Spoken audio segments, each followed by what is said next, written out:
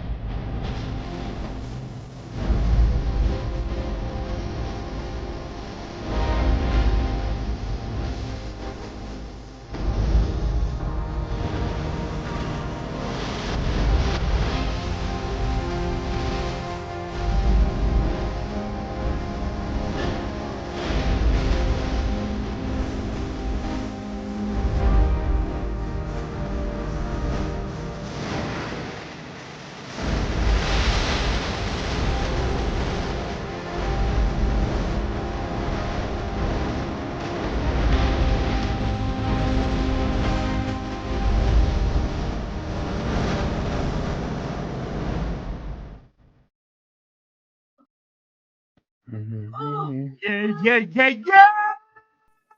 Let's go. Oh, sorry. I was distracted like the Raiders are. Sorry, I wasn't paying attention. What's going on? A watch. I don't wear a watch. Who wears a watch still? Who wears a watch? Probably Jeff. He has a pocket watch, I bet you. No, me? Hell no. I haven't worn a watch in freaking years. Yeah. This is the closest thing that I got an LV Gear wristband on. I've had that on since he sent it to me before the season even started. So this is about as much jewelry as I wears right here. This is it. Maybe rings when I go out. Oh, yeah. My knockout rings, sort of like what Mike wears. He takes out his nose ring too, y'all. He has a big ass fucking nose ring. Does he? Like, you? Me? I don't have one of those. I don't even have my ears pierced. My dad did that, and then he kind of went off the deep end. So I don't know what the hell's up with like his midlife crisis or something. So sort of like what the team's going through. The team? No. The team's beyond that shit. Beyond. What the? I changed these. Why did this change? What? Change to what? Does Raider Will have his own channel? Yes, Raider Will has his own channel. I do. James is out today, y'all. He's out sick today. He won't be here today. My fault. I put it in the wrong goddamn thing. I put it in the Raider Connection banner list. The banner. Why do you look so mad, bro? Is he was the LA takeover game really that bad, bro? No. And you know what? Fuck y'all that didn't show up. That's why I'm mad. Y'all show no love to LA. That's why. But we did. We still fucking make that parking lot a lot more full than Las Vegas fucking ever will. Let him know, Cheeto. Let him know. Yeah. That's why. Shit. Look how mad he is. Motherfuckers. Well, another week, another embarrassing loss. Leo got to see this one in person, though. How was it? It was a lot of fun because I ain't no bitch. I show up when my team loses or wins. It was a lot of fun. Yes. Man, look at these haymakers. I feel like these haymakers are just coming. Yo, you know what? I get Tyson, so tired. Cheeto Tyson. People like, oh my God, you wasted your money. Like, oh my God. Like, one, stop pocket checking me. You don't have nothing to do with my account or any of us that go to the shit, right? You don't, right? So if I want to go see my team in my hometown, I fucking will like the rest of us did. So leave us the fuck alone, right? You fan how you want to fan. If you want to wait till they start wanting to show up, go ahead. But don't get it twisted.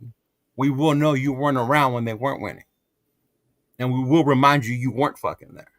Okay? So, and fuck Pete Carroll. Oh, man. Aggressive. Cheeto Tyson coming out the corner. First round knockout. Man, somebody pissed in your Cheerios today. Holy shit. Oh, do you even eat Cheerios? Or is that an old guy cereal? You know what? I do. I fucks with Cheerios. I'm not gonna lie. I fucks with Cheerios. Yeah. I eat them dry just like a baby does. Just like a snack. It's perfect. Yeah, man. I can't wait for Houston, dog. For Houston. Yeah. Hey, I'm gonna feel the same amount of love. Hey, even out my boy LV Raider 10 was there, dog. See? Fuck them for taking my money. He's only mad because I don't think his boy's gonna play that game. He bought those tickets only to see Jackson Dart, y'all. Don't let LV He Raider played 10 last fool you. night. He's back. He played. Yeah. Yeah. He won't be by then. He'll be out again. This motherfucker always Hey, gets bro, hurt. did you see how he got hit? Ooh, baby. Oh, he I'm got, sorry. he got Man, tough. he- Somebody took his lunch money. Somebody Yeah. took that man's lunch money. Soul. I'd be like, they took his fucking soul on that hit, bro. Yeah. Hey, Yeah, he but, took some hey, nasty LV hits. Raider 10, bro, you absolutely right. Hey, you're gonna get a jersey from me, homie. I told you the rules of the game. You hit Was my he the boy only up one there. that tagged you? He tagged me, but I don't know if this motherfucker follows me, so you better make sure that you're following all three of the pages. You better send me a little screenshot, little asshole. That was funny. Yeah. Hey, Little asshole. so hey, because I was like looking, I'm like, hey, I don't think this motherfucker follows me, so he didn't follow all the rules. But if you followed all the rules, I got you on that jersey, homie, and you know what it is. Yeah, shout out to Nate, man. He showed up. He helped me out on Saturday. So he came in last minute and helped me out with the event and stuff. So yeah, he was there. Nate, make sure you get a tax form from him at the end of the year for all the all the hours you're working for him. Oh no, bro. It was so chill that we didn't even work. It became a lounge. It Really? legit, they started calling it the Cheeto Lounge. Yeah. Oh, that's funny. I saw a lot of videos and stuff like that. Cheeto, how was the environment, man? I mean, like, I saw that we definitely had a lot of fans show out. I was looking at the stadium. It looked like half black, half blue. I'd be like, it really did. Yeah, you know what? The event was cool. You know, Raider fans, the usuals, the LAs, the Raider Nation Wrecking Crew, Raider Crusaders. They was there. But the game, the tailgate, bro, it was lit. The tailgate was more Raiders than it was Chargers. Inside was a whole nother, complete with the smoke section, Elon. It really was. But inside the game, when we first got in, it was really empty. We got in maybe like 10 minutes before kickoff. And we were like, oh damn, like this nobody came in this motherfucker. Like it's empty. But then by the second quarter, people started filling it up. And it was about I would say it was about 50-50 inside there. Yeah, I would say it was about 50-50. Yeah. Mm-hmm. It was good for his half.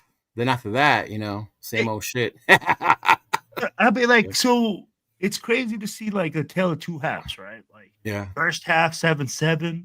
We're in there, we're slugging it out, we're doing things, and I mean, like, you see some positivity, and this is where like a lot of people go like, oh, they expected to see a lot of immediate change with Greg Olson, and I mean, like, let's be honest, We were like, You're not- yeah. you can't change a whole offense in 1 week, And now you're not going to correct the stupid shit that some of these guys are doing. They're still going to keep doing them. They don't have the talent. They don't have the, Exactly. And then when you're looking at it and you're saying, hey, where's the biggest problem?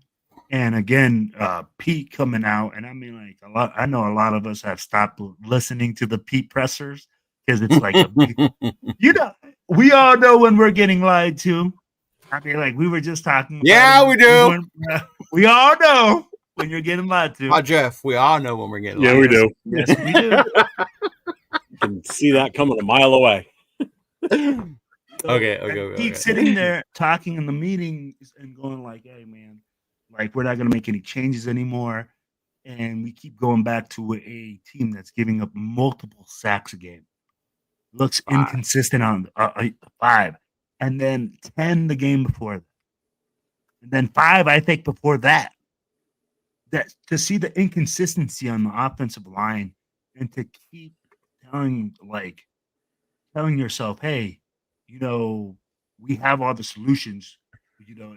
That's not the problem. I'd be like, man, it's a tough thing to say. And with Pete Carroll right now, and everybody's saying it, man, he's not going to fire his son. So until that happens, man, it's pretty much a wrap. We have he won't. Yeah. Yeah. There it is, There Rosh. it I is. just posted it That's for you. Jeez. Well, he's on pace to be sacked 63 times right now. That's an insane number. He's on pace for 20 touchdowns, 20 interceptions. Right. So he's having a banner, yeah. And it's crazy because it's like you said, you had Olson, you had the change. It was still the same fucking sluggish, no rhythm offense out there. With the exception of a few big plays by Brock Bowers, this game would have been fucking 31-0.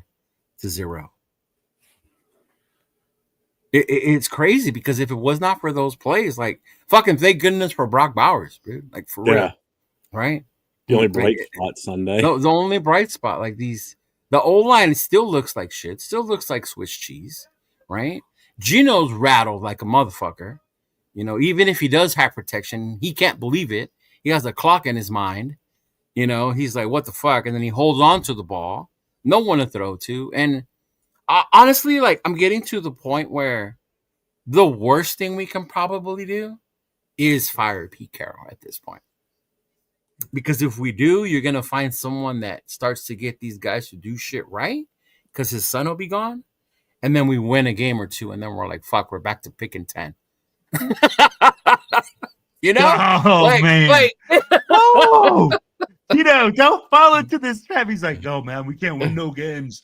We can't, we can't get out of draft position. No. Don't get me wrong. If we win, I am every Sunday, I'm going to be cheering that we win. I do not want us to lose, right?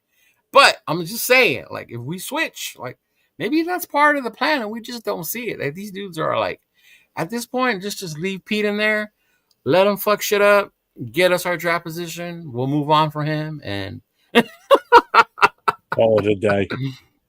Call it a fucking day, bro. Call it, because I don't watch the presses anymore. But on Monday I did. We brought my show back on Monday, so I watched it on Mondays, and I legit just highlighted all the stupid shit he said on his presser, and that's what we went over on Monday. Yeah, it was ridiculous. Well, I didn't purposely watch his show, his press conference on Monday. I was watching Wasted Talent show. Mm-hmm. And they pulled it up when Pete Carroll came on live. So I'm like, I guess I'm gonna have to watch this then. Yeah. I just sat there, just the same reaction Wasted did. Like, why are we even bother listening to this crap? Because it's just bullshit. Mm-hmm. It's just nonsense. Nothing's gonna change. It's it. It's. He said we're so close, right, Michael? We're so close. I've been like, close to what? Close to what? Close to that top draft pick. That's what we're close to. I'd be like, we couldn't tackle people. No, we couldn't, bro. Third down. Why is it every single time when we get in third down and 15, we can't get a stop? No, we can't get a stop on 3rd and 15, bro. Wide open. I'll be like, wide open.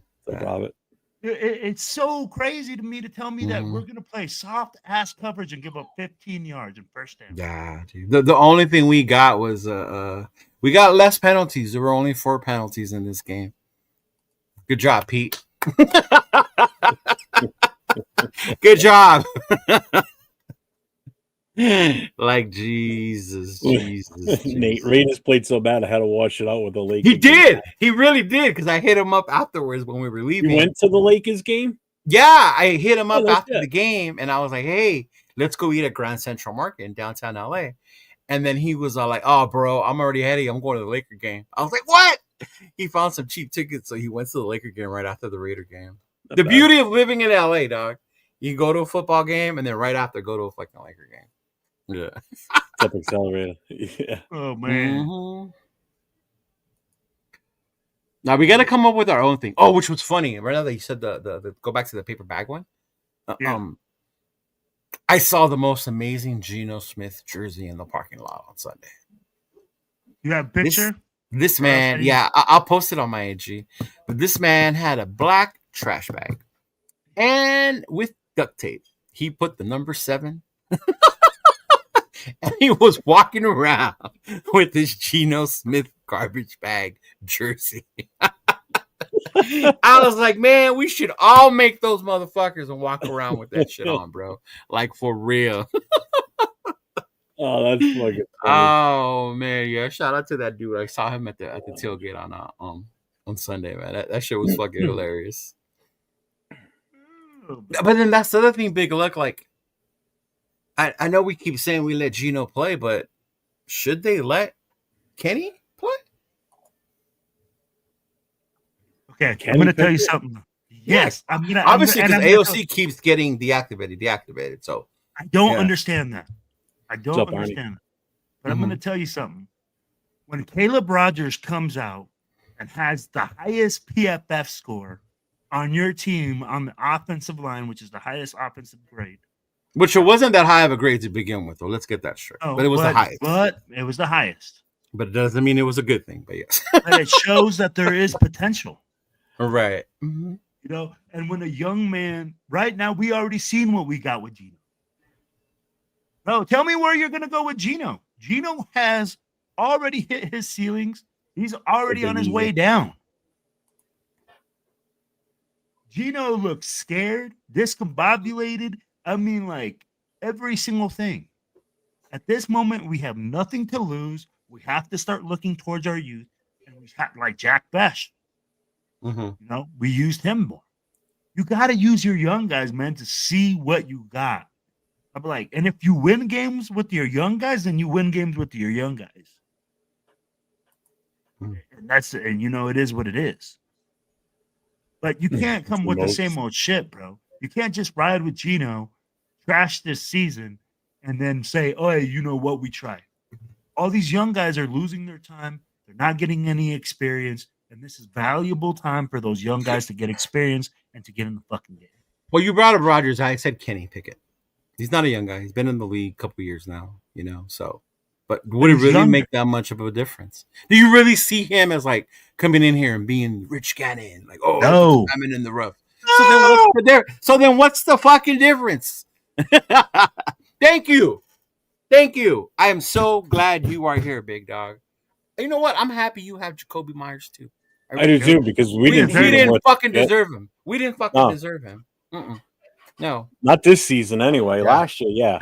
This year, it's too bad too, because I really liked him. We had fans saying he sucks. He wouldn't be a number 2 anywhere else. Like, look at him. Look at where he is now and what he's doing. I'm pissed at myself because I had him on my bench this week. He would have got me 22 points. I would have won a couple of my leagues this week. Hey, we had somebody on the show say that he was not even a number 2, not even a certifiable number 2. I think that's why he didn't come on the show today. I'll bullshit. You know, I think he got the signal. But I mean, like, again, this is where the things come out. Like, man, players come here and they struggle and then they leave and they're back on top of their game. Man, the Jag fan keeps spitting facts, man. That's all he wanted. That's all he wanted. And he wasn't even asking for max wide receiver money, big dog. He was not. You guys are going to get him. You're going to keep him for fucking cheap at that watch. Yeah, he'll get they'll re-sign him. I can't imagine why he wouldn't. The guy's good. Trevor Lawrence must be fucking ecstatic that he has this fucking kid. Yeah, of course he is. He's got a guy that's a possession receiver. He doesn't drop passes. You throw the ball where he can catch it. He's got it. Right. He's a safety valve big time. You don't have to worry about him. You know? I'm so pissed we don't have him anymore. Instead, we got Tyler Lockett. Number 1 wide receiver. Yeah, where's James? Yeah, number 1. The least amount of targets and catches this Sunday. Oh my God. Oh, dude, that was yeah. Where is he? Lockett. One target, 1 catch, 11 yards. Oh, he got us a first down. Maybe it was probably like 3rd and 25 at that point when he caught that. Still wasn't even a first down. No. But, I mean, there was some things that I saw that I like Bauer's first touchdown. I love the scheme. I love the way they ran that. You know, Lockett going underneath, Bauer's right above him. Defender's got to pick one. He picked wrong, boom, Bowers. He goes with Bowers, boom, he hits Lockett. Touchdown. Shit like that was nice to see from the beginning. But the shit continues, the consistency. Right? Second half, nothing. Nothing, bro. Nothing. Nope. Another wasted game by not Max just Crosby. Even offense. It was both sides. Nothing on offense or defense. That 57-yard gash to start the second half, like, Oh my god, bro! Lonnie Johnson missed so many tackles in open space. I'm like, why? Why have him in there? If he's he ever since he's come back, I love the story, but he's been struggling. He misses a ton of tackles in open space. I'd be like, I don't know who he's covering. Hey, what up, Farrell? So tell me why he's in the game. Good question. Yeah, no, it's frustrating, dog. It's just the product that you see out there gets so fucking bad. You know, bro, this is so bad. Look how bad it is, bro. It's like depressing. Well, and I don't even believe Pete Carroll, bro. When he says, I told the guys at 7-7, we got a chance to come win. Like, I don't even think he said that. The way they came out of that fucking gate, it would have thought like we were fucking losing the first half.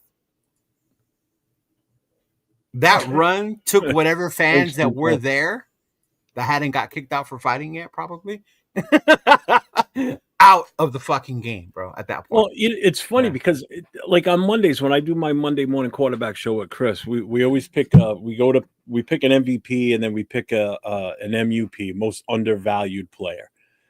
And we picked an MVP. That was easy. It was Brock Bowers, hands down, no questions asked.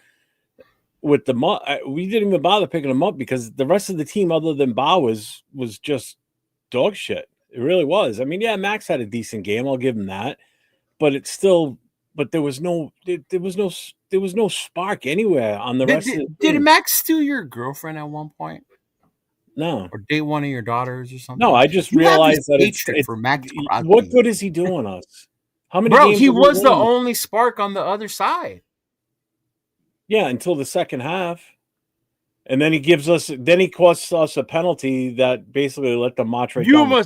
That was not the reason. They were marching down regardless. Oh, I know that. I still like the fact that he did what he did. Don't be that guy that says that, he cost us the game because of that. Hey, he even said it himself. I watched the show today, and he even said it. He goes, I can't be doing that stuff. He goes, because that hurts the team, and it's a bad image. So at least he realizes that. That's because he's a good teammate. That's because he's a good leader. And that's exactly what he's supposed to say. Hey, trade me away. Get all the. Come on, Jeff. Jeff. Oh, be a good teammate. Stop. That's what I'm telling you, man. Stop, Jeff. Stop. Jeff has some real. Put him in timeout. I don't put him in timeout. Go sit in the corner right now, Jeff. He has timeout. Real 5 minutes. Max Crosby. Bro, you know this. When there's a team that's flat, when your team is flat, when there's no fight out there has to be something that has to be done. This guy is out there busting his ass every single play. And if you feel the quarterback is yelling at you in your ear and celebrating, and tell me this motherfucker don't need a freaking Oscar for his acting job too, bro. He gets barely 3 tackles, right? No, 3 assists, 9 combined, 6 for loss, 2 sacks, and 5 solo tackles. Like, come on, man. He was playing, dog. Max was out there doing his thing. He was disrupting shit. So you can't say there was nobody else. Me and Chris couldn't think of nobody else. Max would have been the automatic second guy to think about. I mean, like, bro, the whole situation with that catch alone puts him at the MVP for the season. I mean, good God, that catch, that was amazing. That was insane. I've never seen anything like that. And so happens that the same weekend, Puka Nacua has that amazing catch himself. Still not as good as Brock Bowers. And then who was the other one? There was another one too. There was a third player.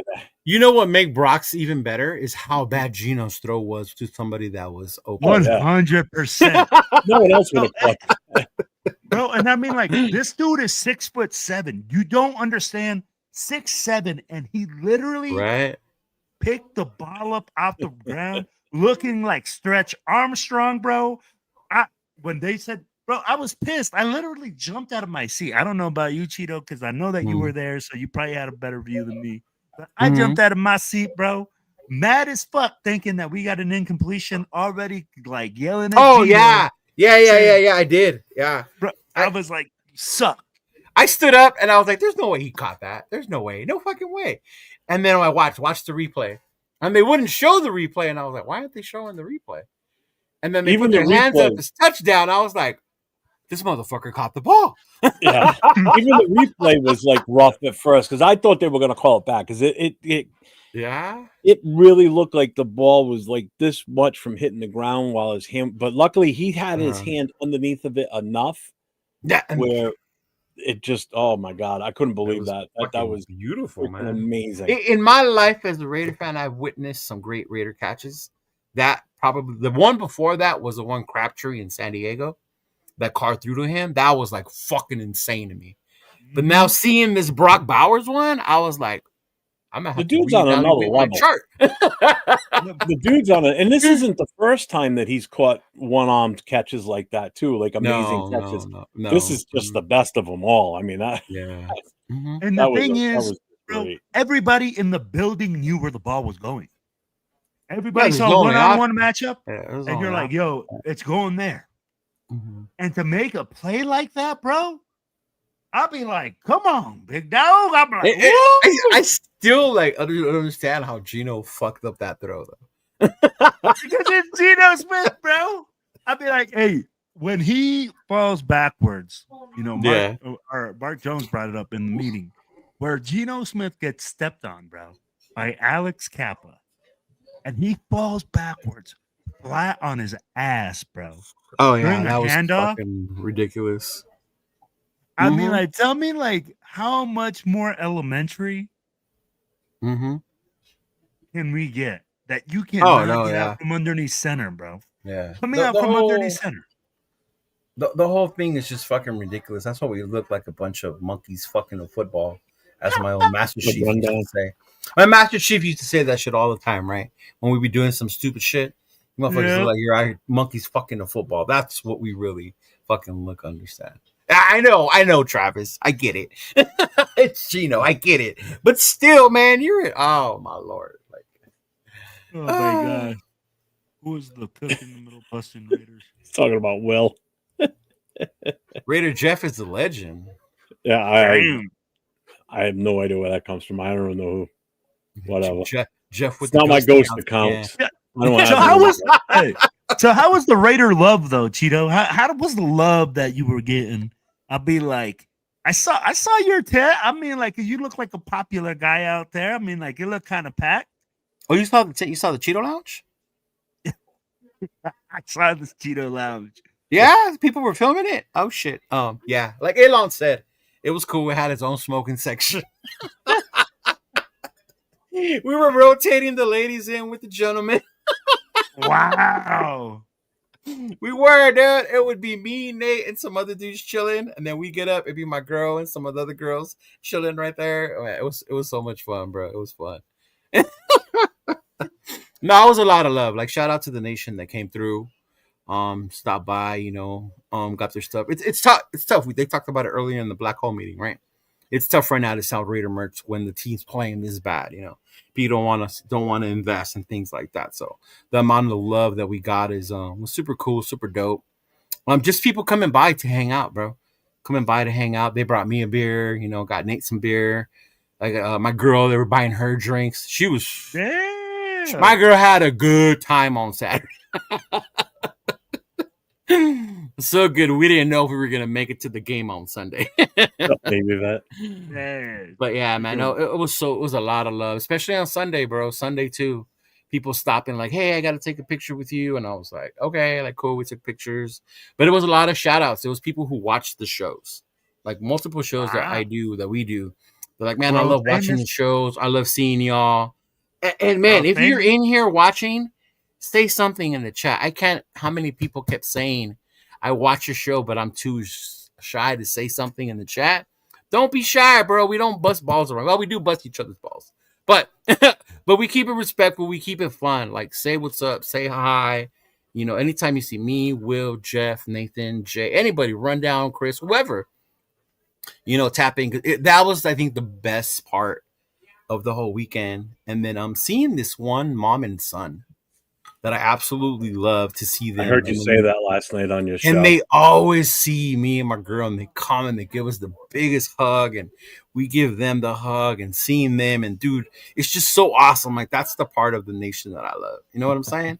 That's the part that I love. So yeah, but it was cool, man. We had a lot of love out there. Yeah. You also got to meet someone else this weekend too, huh? Flew all the way after 24-hour. Yeah, man. Off of Kasi Raider fucking showed up before the event through the back like a straight VIP that he is. Didn't even walk through the front door. D Menace brought him in through the back, man, and shouted out Cheeto, and then we walked over there. Yeah, we said hi to him. Big dude's bigger than we think, man. He's a big boy. Well, when I saw the pictures, I saw the pictures of him with Willie Wayne, Ben, Antonio Provincio, and Nate. And I'm like, God damn, he is a big dude. Like, he's not like fat or anything. He's just like a solid looking dude. Mm-hmm. But the videos that Ben put up with him and the shenanigans that went on over the weekend were freaking hilarious. Did you see them get stuck in the elevator at the hotel? No, I didn't. What? The fire department had to come and get them out. They got stuck in the elevator for a little while. I was joking around with Afakazi because he got there, I forgot, Wednesday or something like that. We're just talking about when we can link up or whatever. And then he's like, what you been doing? He's like, I've been walking around because it's the jet lag.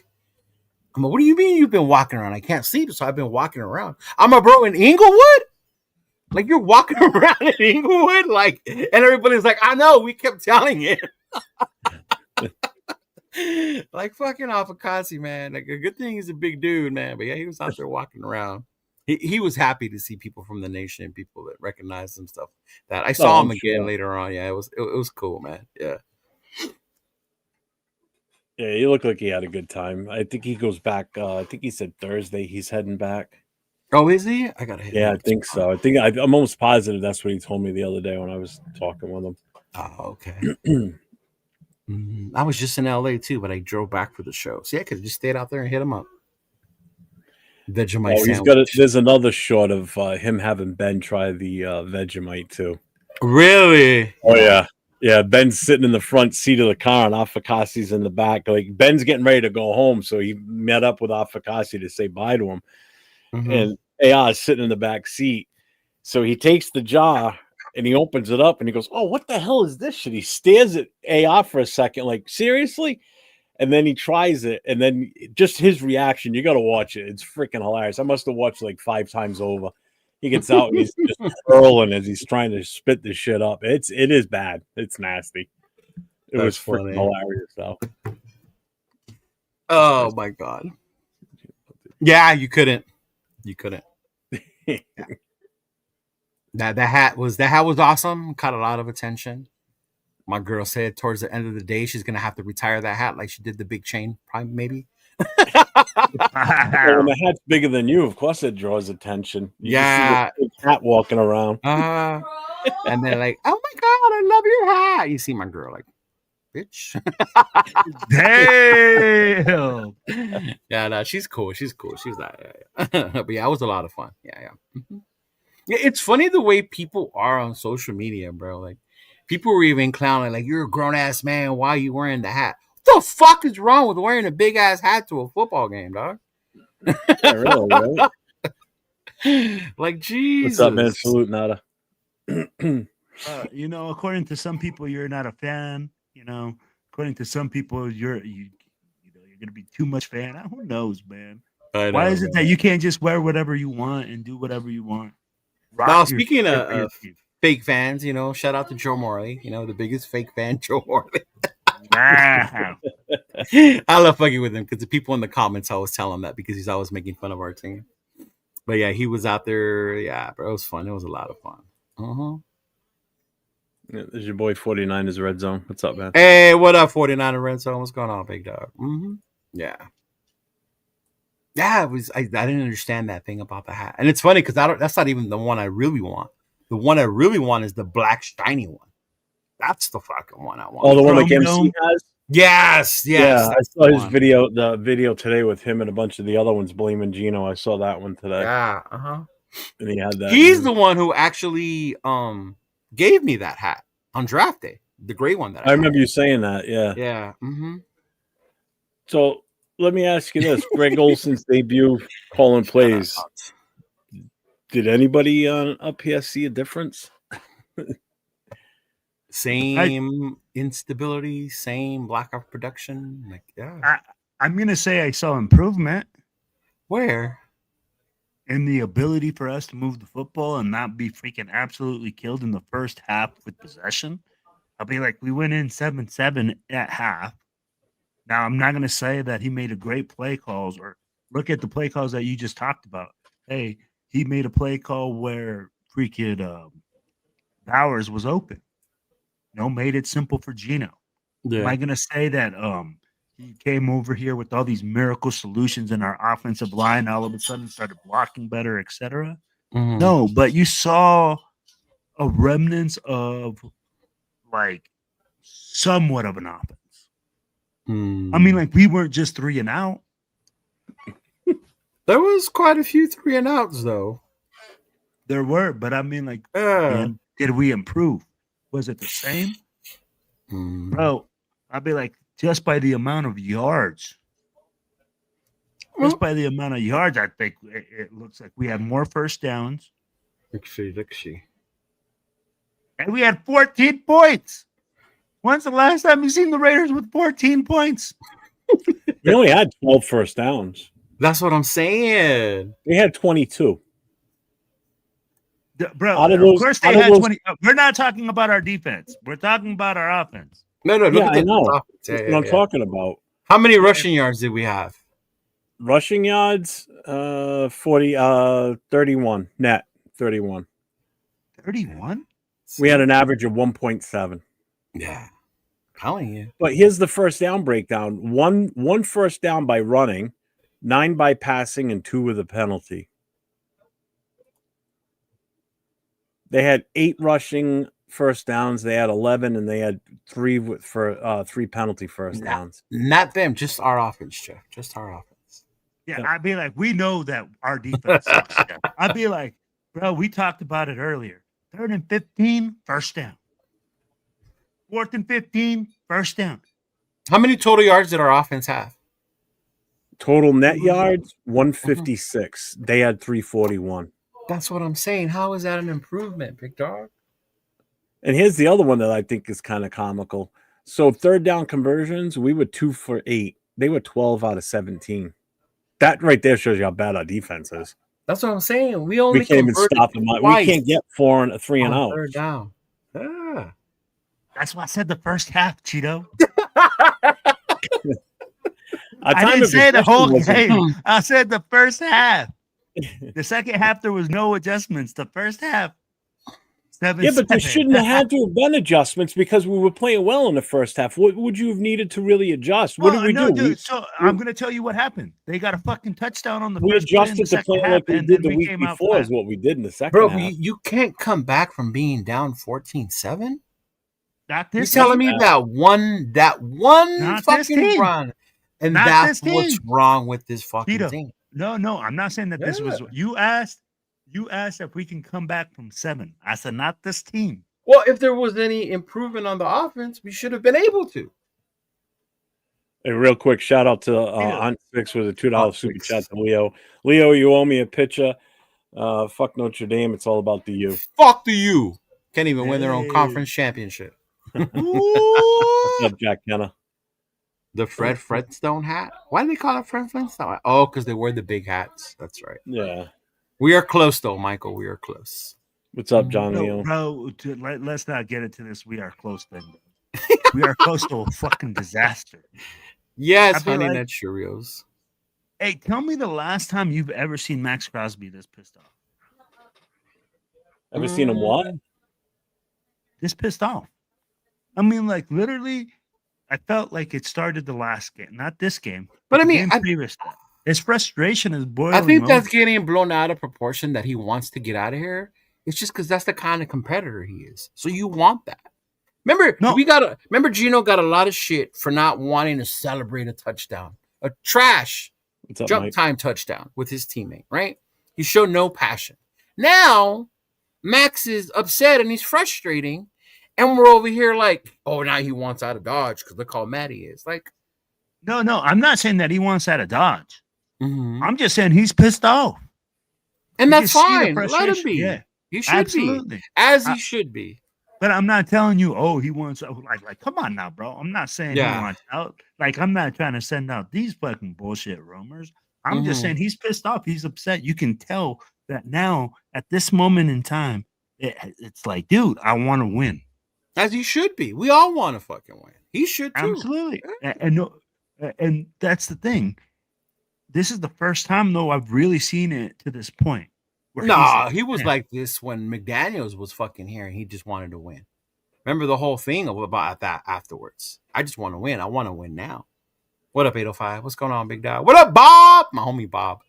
Hey, just real quick, Martinez quote message here. Rest in peace to the kids in his city from Stockton killed in a gangbang and low life incident. Kids should never be involved. Prayers from LA, Stockton. Is that the one that they were like in a birthday party and then inside the hall inside with friends and families when the shooting happened? That's crazy. Jason and I were on the phone talking today, and one of the kids that was killed is from his town, from the city he lives in. He knew the kid too, I guess, through the high school and everything too. Sucks. Just kids get involved like that, you know. They're innocent. They're at a birthday party celebrating, and some asshole's got to do that shit. While we're at it, too, real quick. I'm not sure if everybody in the chat knows this or not, but remember Gord Peterson? Yeah. He passed away back in August. Yeah, so Jack told me the other day. Yeah. Yeah, I just found out. Why you spreading rumors? Look at that. He told you I didn't know him. Huh? Somebody said I didn't know him. He said he was. Oh, you said he was from his town. Your town. You said you told me on the phone. Fake news, Jeff. Fake news, Jeff. Shut up. Quick bait. Maybe I was half asleep when he was talking to me and I wasn't paying attention. It's possible. The Alden win definitely is a foul stench of losing right now, big dog. Definitely. Yeah, it is. Definitely. It smells of foul in that city right now because it smells of urine and marijuana the way the Oakland Coliseum did. 805. I don't want to win. No, I was watching the game film. Was it as painful as Cleveland last week, or was it a little better today? You know how that went. Oh, Big Lick is funny. What in the CNN is going on right now? Hey, Jack. Yes, man. Gordon was your friend. RIP, my brother and friend. That's true. That's true.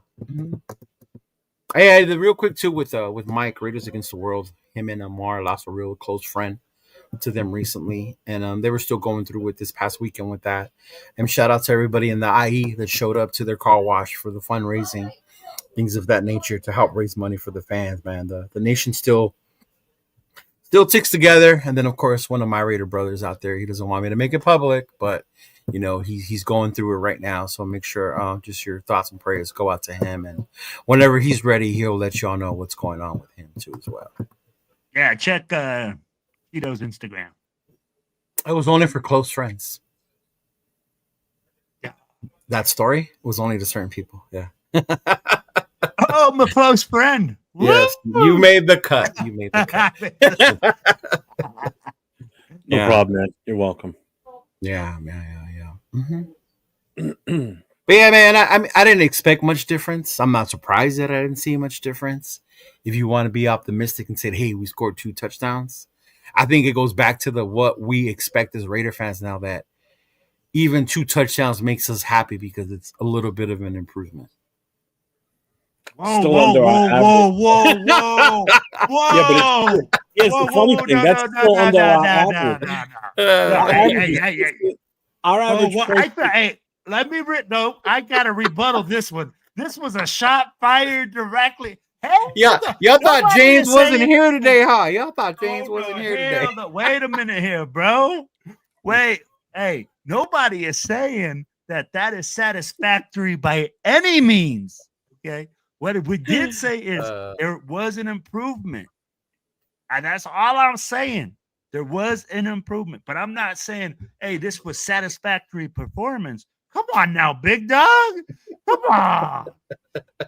You sounding like Mitchell Wentz right now. Click master, twist master galore. Oh, that's a kickable offense right there. Hey. He just called you MR. Ooh. Welcome for tapping in, big guy. I remember going to Oakland for my first game. Someone was smoking a blunt in the crowd. Hey, go to the Raider Crusaders event next year. You'll be someone smoking a blunt in my tent. Wow. What's up, Ben? How you doing, brother? Nate, never getting him on the show. Nah, never.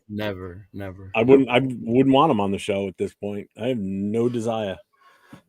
I'm done with that. Hey, man, but it's even though Leo, you said 14 baby. points is an improvement, that's still under our average. Our average is like 15.6 points a game. So we average 15. What game is throwing off our average? And that's the New England game, huh? Yeah, the first game of the season. The first game of the season. But, there's got to be a game that's like the outlier throwing the shit off. Yeah. Because if you're looking at the past 3 games, I mean, like, this is our highest scoring output in the past 3 games. Mm-hmm. Yeah. And I mean, like, the biggest situation with Chip Kelly was, like, even if we got the ball on the 12-yard line, tell me when's the last time we said touchdown? Tell me when's the last time we said touchdown with Chip Kelly in the red zone? I mean, Genty did have 4 touchdowns. Those happened when Kelly was here. But when was it? Like 3-4 weeks ago? It's my thing is that it's not like, if anything, this showed me that it wasn't Chip Kelly. He wasn't the fucking problem. The problems went beyond him, and he was the scapegoat. We all know who the problem is. We all know this, Cheeto. I mean, like, we can go back. But then to bring it up, like, when had nothing to do with Chip Kelly. But to say that Chip Kelly wasn't part of the problem, you're saying that his play calling wasn't part of the problem? It wasn't to the point where it was like how now they're saying, he used to mix signals and he didn't install this. Come on. Oh, man. No. I mean, like, and that's where, like, we got to figure out what's the bullshit and what's that's that Pete Carroll fucking bullshit, right? Oh, that's the Spin Master stuff. Yeah. And we know at the end of the day, you know what? And that's where we found it odd that you fire your offensive coordinator, but you don't fire your run game coordinator and offensive line coach that is struggling. Well, because right? But only one was related to you. But you said it. And this is where, like, you remember we talked about it in the previous show. I said, you're like, Will, you would not fire your son. I'm like, hell yeah, I would. I'd be like, you're fired. I wouldn't have hired him in the first place. Yeah. Why? Because you know what a numbnut. Oh, yeah. No, hell no. Bro, it puts you in such a difficult predicament. I mean, like, at the end of the day, like, we know what the situation is and what the problem is. Oh, my God. Look at this amazing Notre Dame Jerome Bettis special Sugar Bowl jersey I'm getting. Oh, you guys can't see it. Nope, too blurry. So Money Chuck's asking the question. He goes, so I was on another channel debating this. In 2024, did Meredith show enough that he is a starting guard in this league? No.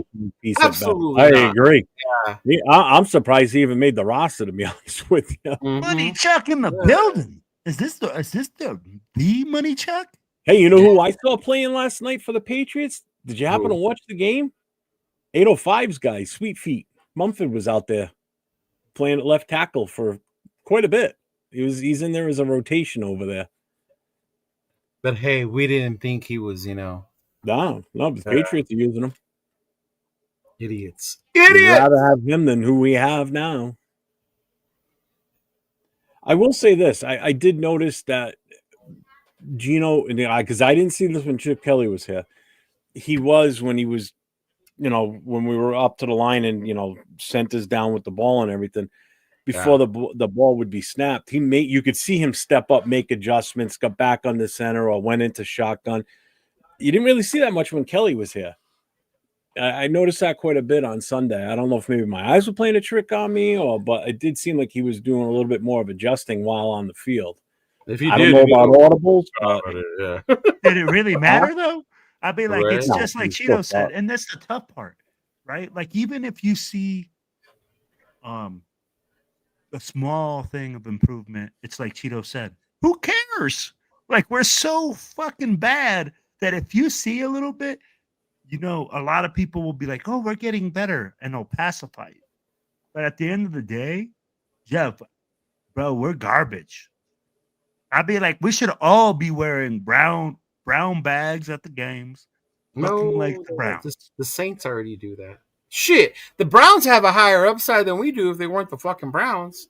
If you look at the roster they have and the picks they have coming up. And at the end of the day, I mean, like, that's the tough part, man. We can't. Right now, Raider Nation is in a difficult spot. There's no hope for the future, and there's no hope for the present. Well, I wouldn't say there's no hope for the future. 3 times, by the way, Daryl. We scored over 20 points 3 times this entire season. Okay, we scored 20 points 3 times or 2 times. You have Brock, right? That's one high point, right? You have Max, that's 2, right? And then not that I am a believer. I'm not also a highly doubter. But then you also have Genty, right? So there are some. I thought you were going to say Gino. I was about to say shame. But at this point, I'd rather see Cam fucking Miller out there. Why not? I mean, like, and that's the thing you asked earlier. You're like, do we play the rookies? Do we see what we got? Why not? At the point in this game, what is Pete Carroll going to tell you? Besides that, he's here to win. You know, that he. You know what I think it is, bro? It's the pride of not being told, like, see, if you would have done this earlier, shit wouldn't be this bad. I believe you. I believe you 100%. You know? Nate, my son would actually know ball. I wouldn't have to fire him. I don't know. He might grow up a USC fan like you, so I wouldn't trust that too much. Oh, hell no. Then this dude is just popping off shots at me all day. Well, who is? You. I'm an SC fan. Bro, I'm shit. sorry. Oh, my gosh, this guy. Go over there and be an Angels fan. Oh, you can't be a Southern California guy unless you like SC. Nate's an Angels fan. He's not a Dodgers fan. Play on the play. Hold on. Just because I'm from Southern California doesn't mean I have to like SC. Okay? Yes, it does. No, it doesn't. That would be just unwritten. That's an unwritten rule. Are you from Las Vegas? Notre Dame did not move. Are you from Las Vegas? No. Then shut up. I'm not a City fan. That sounds like some City fan shit if I have to cheer for the college team in my city. Asshole. You still waiting for proof? Oh, man. Oh, here we go. Oh, man. 805 and Money Chuck. Here we go. Oh, man. With the brown bag. Yeah. I'm telling you, man, we got to just wear trash bags as jerseys. I like that idea. We get fucking trash bags, and then you put Gino's number, whoever you think sucks on this team. If you want to wear a Kappa one, make a Kappa one. And if you want to make a Tyree Wilson fucking trash bag jersey, make yourself a trash bag jersey. Jeff, we should do that for tomorrow. We'll see you in Houston. We will see you in Houston. I should show up in Houston with a fucking trash bag jersey. And a clown nose. Right? People might get mad if I show up with the number 2 trash bag jersey, though. I'm just saying. I don't know. Damn. I think people are beyond thinking number 2 is who it used to be. You wear 2 right. Yeah, they're probably thinking, oh, he's wearing a 2 and then they turn around. That's you have to put Russell on the back. You'd have to tape Russell on the back. Oh, man. Ginormous. Yeah, see, I would probably do a Tyree or a fucking Gino one. Yeah. I'm telling you, the hefty bag number 7's pretty fly. Mitchell and Nets quality. See, he's starting to get it. Yeah, you got a couple. And Martinez says, put Cam in. IE Rated Mike says Miller time. It's funny because Raquel the other day on our show on Monday kept saying that, and I tripped out because no, not Kenny. Not Aiden. She said, fuck that. You drafted the kid. 6th round, right? Whatever. Why not just put him in there? Yeah. At least he can move around. Yeah. I mean, I don't know. But then again, what if you put him in there and he wins against the Giants? Well, that's... I mean, I know we always want to win and I know that there's people that don't want us to win, so we get that that earlier draft pick. Yeah. So it's like you're damned if you do, damned if you don't. Because if we win, some people will be happy. Like I'll be happy if we get a win because it just shows that the players aren't giving up. You know what I mean? Even though it feels like they're not. There's some that are, and there's some that don't. Yeah, there's definitely some lame ducks out there. I'm sorry. Rewatch that run, and you'll see who jogged after the guy, and you'll see who ran to go get him. Did you see who was in the end zone with them? Like not even like a split second after him. One of the biggest guys on the defensive line, Booker. Yeah. Booker was behind him. He was the closest to him at the end of that run. See, that's all these skinny little guys in the secondary sure as hell weren't anywhere near him. Look at the first touchdown. Look at Devin White right after the guy catches it. Tell me Devin White reacted and went full speed right after that. Was this on a pass? Yeah. Devin White touchdown of the game. Horrible in pass coverage. Oh, that was the Quentin Johnson one. Oh my god. If we can't fucking tackle Quentin Johnson later on, we're fucking horrible, bro. We're horrible. The dude weighs like what, 150? Bro, broke 2 tackles, scores a touchdown. That pissed me off. And that was on the end zone side where I was sitting at, which made it even worse. Mm-hmm. Yeah. Oh hell yeah, Gio, man. I'm always wearing my Raider gear. 24/7 every day of the week, man. Oh yeah, Gio. I know. We just fucking around. I would never. Yeah. I show up to the games in the biggest fucking Raider hat you can see. All in black. Yeah. Raider Travis, I got a roll of black bags. I got construction bags out in the garage, so yeah. I'll be right back. But a bunch of 7s, they'll be the hottest selling jersey in the game. Oh, that's why I stopped the dude to take a picture, and I thought sure it was so funny. Yeah. Oh my gosh. Whatever you give up a fifth for Pickett, I don't know. I question that all the time. I'd be like, I mean, we were desperate for a quarterback, for a backup at that point, because once AOC was not going to be in, like we didn't have anything. We had Gino. And at the time, we had Jacoby as an emergency quarterback. No, you had Cam Miller. I would have rather seen Jacoby back there, quarterback, than Gino while he was still here. Exactly. Bet you we would have won a game. Could have been. Back let's see. I keep checking my Instagram for news that Pete retired. Yeah, right. Yeah. Well, I think that I can't see him coming back. I can't. Can you? Who? Pete? Yeah. I mean, can you see him coming back next year? You're bro. It's. I mean, someone in this front office has to put their foot down and say, "Listen, this is not working. We got to do something." And if it means talking him into retiring, or just out and outright firing him, and when I say clean house, everybody gone. That's it. I don't want nobody left from the Pete Carroll regime. Who are you going to bring? Who's going to want this job?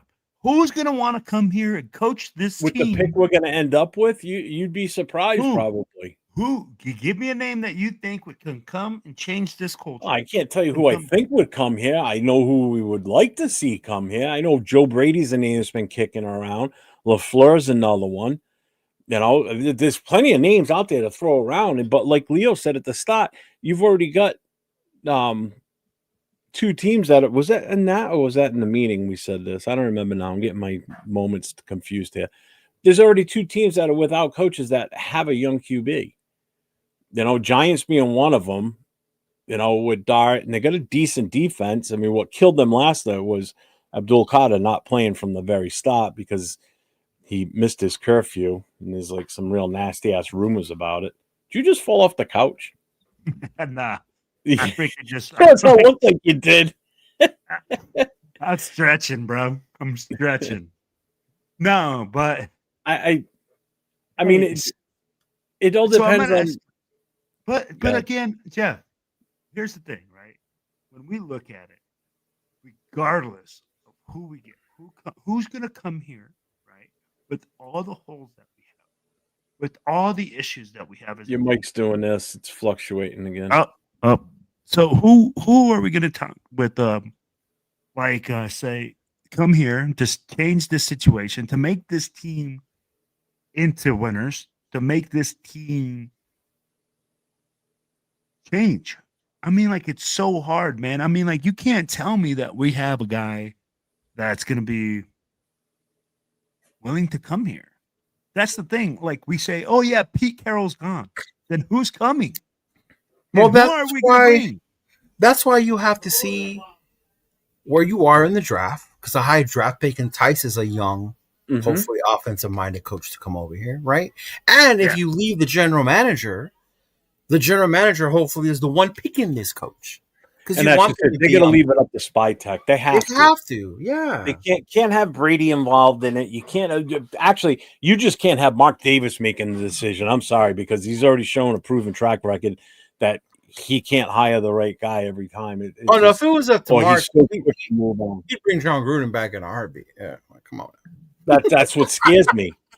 And I don't want a third go around with Gruden. I'm done with that. That ship has sailed. I don't want a retreaded coach. I don't want a former Raider coach coming back here, not even as a coordinator. I don't want anybody back. I want a complete new slate, if that's what we're going to do. Everybody go on. Hey, I fuck with Lane Kiffin, though. I fucks with Lane Kiffin. Mm-hmm. Oh, my boy, 805. Are you fucking kidding me? Don't tell me. He loves Jordan Meredith. Fleet marks from this year. He struggled this year at center, which he never played last year. 805, I love you, my dude, but I cannot, like, with Jordan Meredith, man, last year, and it's about what you're doing for me this year, right? It's not what you did for me last year. Apparently, especially with that guy's fucking. Well, and I mean, like, he's regressed, man. I mean, like, is this the coach? All of them. What's up, now, Bueno? Look at DJ Glade. Every single player. Man. So again, I mean, like, we go back to it and we say that's the coaching. And I'll be like, and who's the coach? Brendan Carroll. But we can sit here and like, you've already told me, bro, he's not going to fire him, and I get so mad. He's not going to. He's not. Bro, this is a hate. Can you imagine trying to get another job and people tell you, bro, your own dad fired you? Why should I hire you? Your own dad fired you, bro. How are we supposed to believe in you? But I mean, like, let me ask you this. Like, now you see him come out and you see his offensive line struggling and you see this team not being cohesive on the offensive line. Who is going to take your job now? Who's going to take you right now and say, oh, you did such a great job for the Raiders? Oh, yeah, no, people know what it is. It's nepotism. That's all it is. So it's like Bronny on the Lakers. That's what it is. Man. Yep. Yeah, you right there, you just hit the nail on the head. Mm-hmm. Yeah. But and this is what's killing our team. And I mean, like, so, like Jeff said, do we get rid of Pete though? If not, what would you expect Pete to have to do to stay? Oh my God. I think the only way Pete stays is if he promises not to keep Gino. Because that's people's biggest fear. If Chip stays, Pete stays, he keeps Gino. Think of this too, right? So we're gonna have a super early pick. I mean, we could end up. There's a possibility we could end up with the number one at some point if the right teams win or lose down the last 5 games. So but that's going to be hard because they play each other. It will be. But I can see us at least possibly finishing with the number 2 because I think we lose to the Giants. And that's best scenario is number 2. Yeah. So you're going to have a high draft pick. You already have a guy like Bowers. You have a guy like Genty. And if you have a brand new coach coming in, I mean, you've already got some of the building blocks, and now you're giving him another choice early pick to take somebody that you could hopefully turn something into, progress this team forward. And if it's a new guy, just think if he can come in and turn this around, he's going to look like a superstar. We're bringing in Pete Carroll. Do you really want him grooming a future quarterback for this team. He's only got 2 more guaranteed years with us. Probably, So he's not going to be here long term. I wanted a young coach that can grow with that rookie quarterback if we're going to grab a rookie quarterback with our first pick. So if it is Mendoza, and that's what they go with, because that's probably a good possibility, I'll be okay with it if it's a young coach. If it's Pete Carroll, hell no. I don't want him taking Mendoza because I don't think it's going to work. And you got I want a young coach that can develop and grow along with that rookie. Yeah. Okay, so now you're saying you like at the end of the year, okay, both of you guys have already basically said we're firing Pete. Who do you bring in that you trust to groom an offensive guy? There's so many young quarterbacks, bro. There's Kubiak. There's so many young coaches out there that are up for the. And I want an offensive-minded head coach too. I don't want a defensive one. But so who do you bring in? I'm like personally, like there's Brady. There's Kubiak. There's so many. Yeah. There's LaFleur. I mean, who knows what? Yeah. Are they gonna want to come here? That's the thing. If you have that, but this is the stuff that can entice them. Yeah, that wants you to come here. Yeah. You gotta entice them. You better putting together one hell of a package deal. Say, hey, look, you get the number 2 pick. You've got these guys on the roster already. We're going to give you X amount of dollars. It's tax-free, by the way. We're going to give you a sign of or whatever. That's Mark Davis's money. It ain't our money. So what do we care? It doesn't affect. Yeah, that's the other part. Oh, we're already paying for coaches. So what? That's Mark's money. Yeah, that doesn't affect the salary cap. The count goes salary cap, then we're keeping coaches a lot longer than we should be. No, it doesn't. Yes, Gruden would still be. Yes. Who gives a fuck how many coaches are playing? That's Mark's money. Let hell no to Dion. Absolutely not. Well, remember they didn't want him here because of all the drama. What's Pete Carroll been since he fucking got here? Yeah, started with Wilkins and just been building fucking up drama, right? From Wilkins to JPJ, right? To what was the linebacker in the middle of the season that got cut? Pratt was balling him. There you go, Pratt the other day, right? Yeah, come on, man. Amari Cooper. Yeah, and where's Pratt now? Falling out, right? We're all over here saying Amari Cooper fucking this, and that. He fucking saw the writing on the wall and said, "Oh yeah, I guarantee that's exactly what it was." He's like, "I ain't here for this shit. See you later." Yeah, but yeah, where's Pratt now? He's with the Colts, balling out, right? Yep. Yeah. Mm-hmm. There you go. The entire O-line has regressed from last year. It's coaching. Oh, it's definitely coaching. There's no choice about it. Dude, the shuffling. How mad were me and you, Jeff, when Pete in the preseason said it's going to take as long as it needs to before we figure out. I lost my goddamn mind after that press conference. I've never been so angry listening to a coach talk until that press conference that day. Because that just, between what I saw in that preseason game and what he said afterwards, solidified to me that this line is going to be fucked all year long. And here we are, 5 games ago in the season, and this line is the absolute worst I've ever seen. I swear you had the fans fighting about where JPJ should play. Can you imagine if the fans were fighting, what it was like in that locker room? Oh yeah, it's crazy. I mean, I will say one thing I did notice this past game, and it was only early in the game because once the second half rolled around, we were different. But in the first half, it seemed like the players were a little bit more. I said this Sunday night with Will. They seemed a little more relaxed at the start of this game, like there was this dark cloud lifted off of them with Chip Kelly gone, and the offense probably felt a little different, because he wasn't there, and they probably went into this thinking in a positive way because now Olson's in charge of the offense, and then they just can't execute. That's the problem. They executed on a couple of drives, and then that was it. So then again, if Callie was gone and these guys still can't execute, it wasn't Chip fucking Kelly. No. We still only scored 1 touchdown in the first half. And held the Chargers to 1 score on 4 possessions. No, it was bad. Mm-hmm. Yeah, and I agree with Ray to Mike right here. All 3 of those guys.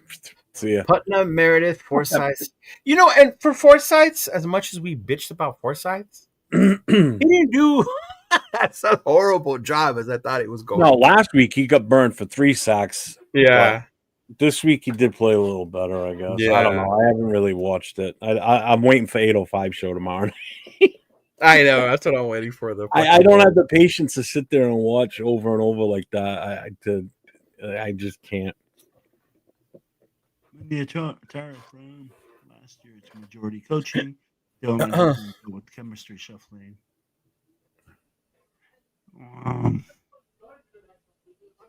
Yeah, I can say that. Yeah, but okay, but given all that with the coaching and all that stuff, right? Do we still really think? No, I don't even bring it up. I don't want to start that argument. Never mind. No. Bring it now. Do it. Like I told my kids when they would start saying something, they'd be like, "Oh, never mind." No, you started it. You finish it. Yeah. Genty. What about him? Is he gonna be what he thought he was gonna be? I'll tell you. I think if you had an average offensive line in front of him, I think he would have 1,400 yards. You've got such a shit bum offensive line in front of him right now. He ain't gonna hit it. He ain't even close to it. He ain't hitting 1,000 yards this year. So with the shit bum O line right now, he's getting what, 2 yards, 2.5 yards carry, maybe. I don't know what his actual less than 700 yards right now. Less than 700, 400. He's less than 700. Yeah, you add the receiving part, which I like that they're doing. I'm gonna tell you like this. Look at Jacoby Myers. He left the team. Come on, numbers exploded. Yeah, that's all I gotta say. Right now, we are so bad at pass. There you go, Chris Shula, Mike LaFleur. Yeah, those are the other two right there too. Mm-hmm. And that's somebody that I keep hearing is Chris Shula. Mm-hmm. I'll be like something like that. I mean, like I could see that possibility, and I agree with you guys that we have to bring in a young coach to grow with the quarterback. Dayball is another one. He got let go by the Giants. He's another coach. I don't like Dayball. I don't like the way he calls it. I think like he had his chances in New York, and you saw what he did in New York. He got Daniel Jones a fucking huge contract. He was doing his shit with Jackson Dart, you know. Yeah, maybe as an OC, maybe he's like Dan McDaniels. He's only good as a quarterback. I could see that. I agree with Rada Chavez too. I'm telling you, you fix that line, and you're going to see a different player. If this old line gets fixed, which is fine, which is good, and I get that. But I think the thing I get mad about was, then is that the type of back you pick at 6? I think no matter who we picked in this draft, they would do just the same that he's doing. Yeah. It's this O-line, man. I'm telling you, it's plain and simple. It's the O-line. So even if we didn't take him and we went a different route, like say if we would have taken offensive lineman instead, then maybe we would have been even worse. Brennan Carroll would have been with Brennan Carroll. Brennan Carroll coaching him up. And again, it's still the coaching. It's the coaching on that offensive line that is the problem. We would have heard what we would have heard a lot of. We would have heard a lot of well, we'll see in the practice. We'll see how the practice goes. The practice film didn't look good. Practice film didn't look good. So we went another route. The coaches thought it was the best decision. I can't stand that motherfucker, dog. Yeah, Gio said 3.8 a carry. Yeah, see? Because he doesn't have a lot of carries, to be honest with you. He's had so many games where it's been less than 10 carries a game. How many carries did he get against the Chargers? 14. 14 carries? I think it was. Hang on, I got it up right here. Mm-hmm. Genty. Keep showing your chats. 15. I was wrong. 15 carries. But he gets the ball a lot in the passing game. He's got 8 targets, 6 catches. But that's not a running back stat. I understand that. No, but you have to do that with this O-line. That's the only way you're going to get him. That's the only way he's going to get the ball and be productive. You have to put him in fucking space. All that is a long air handoff, bro. It's not like he's going out on a route. I know, bro. Yeah. I know what you're saying. Yeah. I mean, like if we're talking like, dude, that's an extended handoff. But putting him in that play 8 times, I mean, like, bro, that almost makes him our leading receiver. That's how bad our receivers are. Let's talk about our wide receivers. Let's not talk about them. Do we have wide receivers? Who do we have? Do we even throw it to them? We have been invisible. We have the second coming of Randy Moss. right? Or Megatron, and we have Jacoby Myers' replacement. That's what everyone said. Hang on, we haven't done this all night, so I want to hit this one for him. Raiders. Just to remind everybody that the Raiders are still the Raiders. Yeah, dude. I know, right? That's exactly how he talks. The hard part, man, was that interception where Gino, and I mean, like, but that one, I can't. The one the defender made a good play, right? But it's a 50-50 ball to a guy that's supposed to be your next Megatron. No, come on now. Gino, come on, no, don't start this, bro. How many fans in here in the chat keep saying we got to give the ball to Thornton and Jack Besh? We got to give them more opportunities. And when we don't, they're pissed because we're not getting the young guy. You want to see the young guys play? The young guy was playing.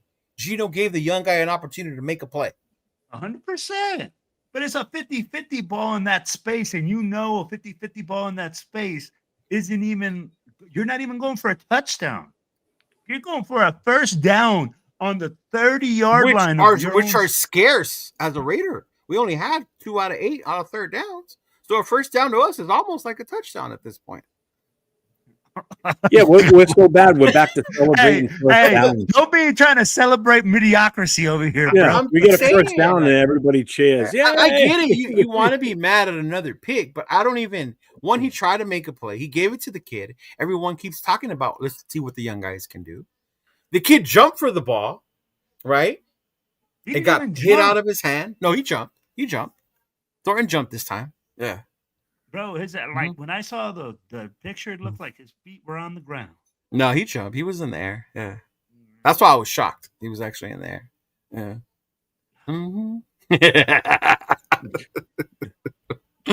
And they made the guy made a great play on that one because it wasn't even the DB. Yeah. If it was one of those stupid Gino interceptions, give it to you, bro. Like, yes. Yeah. But it was a 50-50.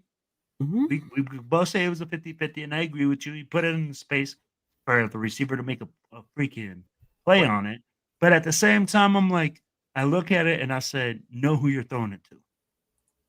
But we keep preaching, let's see what the young guys can do. You said Jack Bash. And him, both. Like your rounder, not your fifth rounder. now we're picking and choosing what young guys we want to see. Yeah, but if they have a good practice, then if they have a good practice, we'll get them in the game. And and it depends on how they go during the week. Right. And that's what we were so close. We were so close to making that catch. And according to Pete, Gino threw a great game. Yeah, that was what he said at the end of the yeah. When are we going to stop? I don't know what fucking game film he's looking at. Yeah, he threw 2 touchdowns to Brock Bowers. One of them, he's lucky Brock's talented enough and has the skill to catch one of them. Other than that, it would have been 1 touchdown. The other one was a hell of a play call. I'm going to throw in the chewing gum, yeah. I'm going to quick game to Betch and Thornton Jr. Why the Thornton? He ain't going to catch it. The guy's like the second coming of Haywood Bay out there. Fucking stone hands, man. It's like he's like the child of Darius Haywood Bay and Ricky Dudley. That's that. If they had a kid, that's what it would be. Is Thornton? Oh my God! Can't run a route. He's just bad. He's definitely doesn't have the muscle like fucking Ricky Dudley. That's for sure. No, and maybe is it that he's bad, Jeff, or is it that we can't coach? Yeah. Is it that he's bad, or is it that we can't coach? Because at this point, I'm going to go with the coaching for now. I'm going to give the kid a break because he's a rookie, but I'm going with the coaching. Look at what 805 said, man. The whole offensive line has regressed. Everything we talk about, I mean, like this show now, bro, I feel like I just keep banging my freaking face against the wall, talking the same shit. And you're still not any better looking after that, too. Every week, but our head coach sees nothing. Sees absolutely nothing. And says, oh, you know what? We're so close. We're almost right there. And again, we go right there to what? Being the worst team in the league?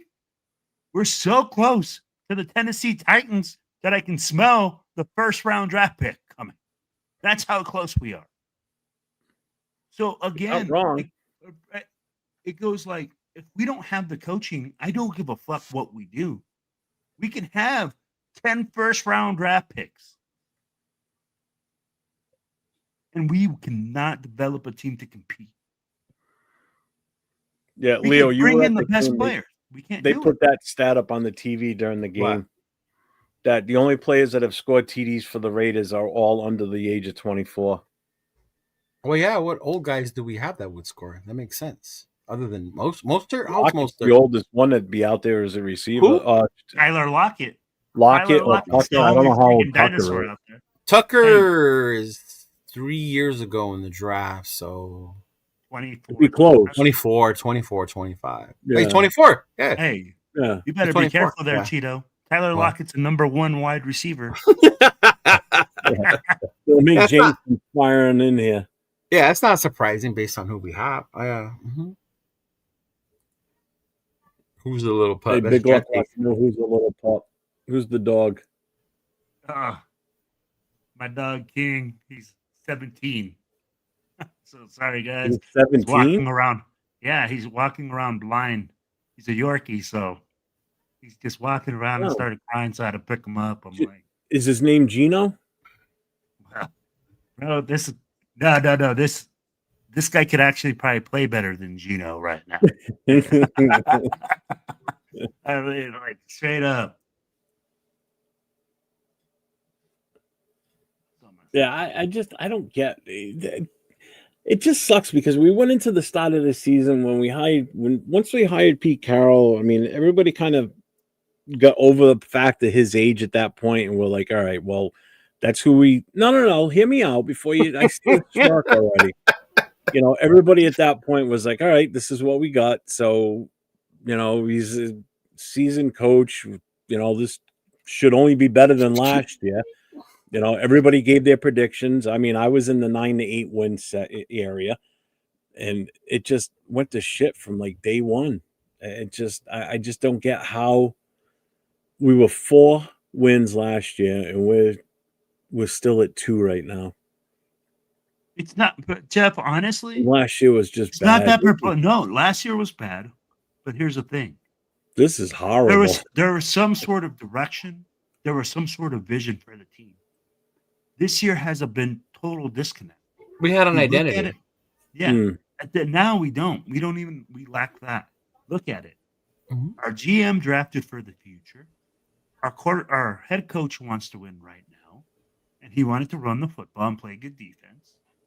Then we had Chip Kelly, who plays spread offense, high tempo, doesn't run the football, and is used to having the best players in the league for the team that he played for. Tell me one thing that made sense to you that this was going to work. And none of them hired each other.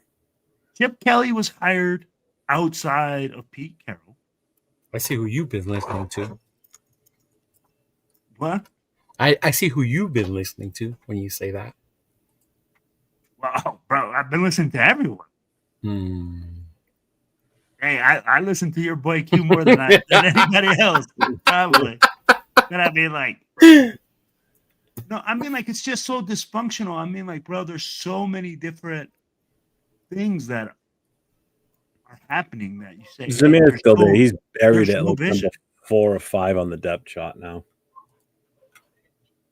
So, I mean, at the end of the day, how is your team going to have an identity, have a vision, have a way of acting and doing things?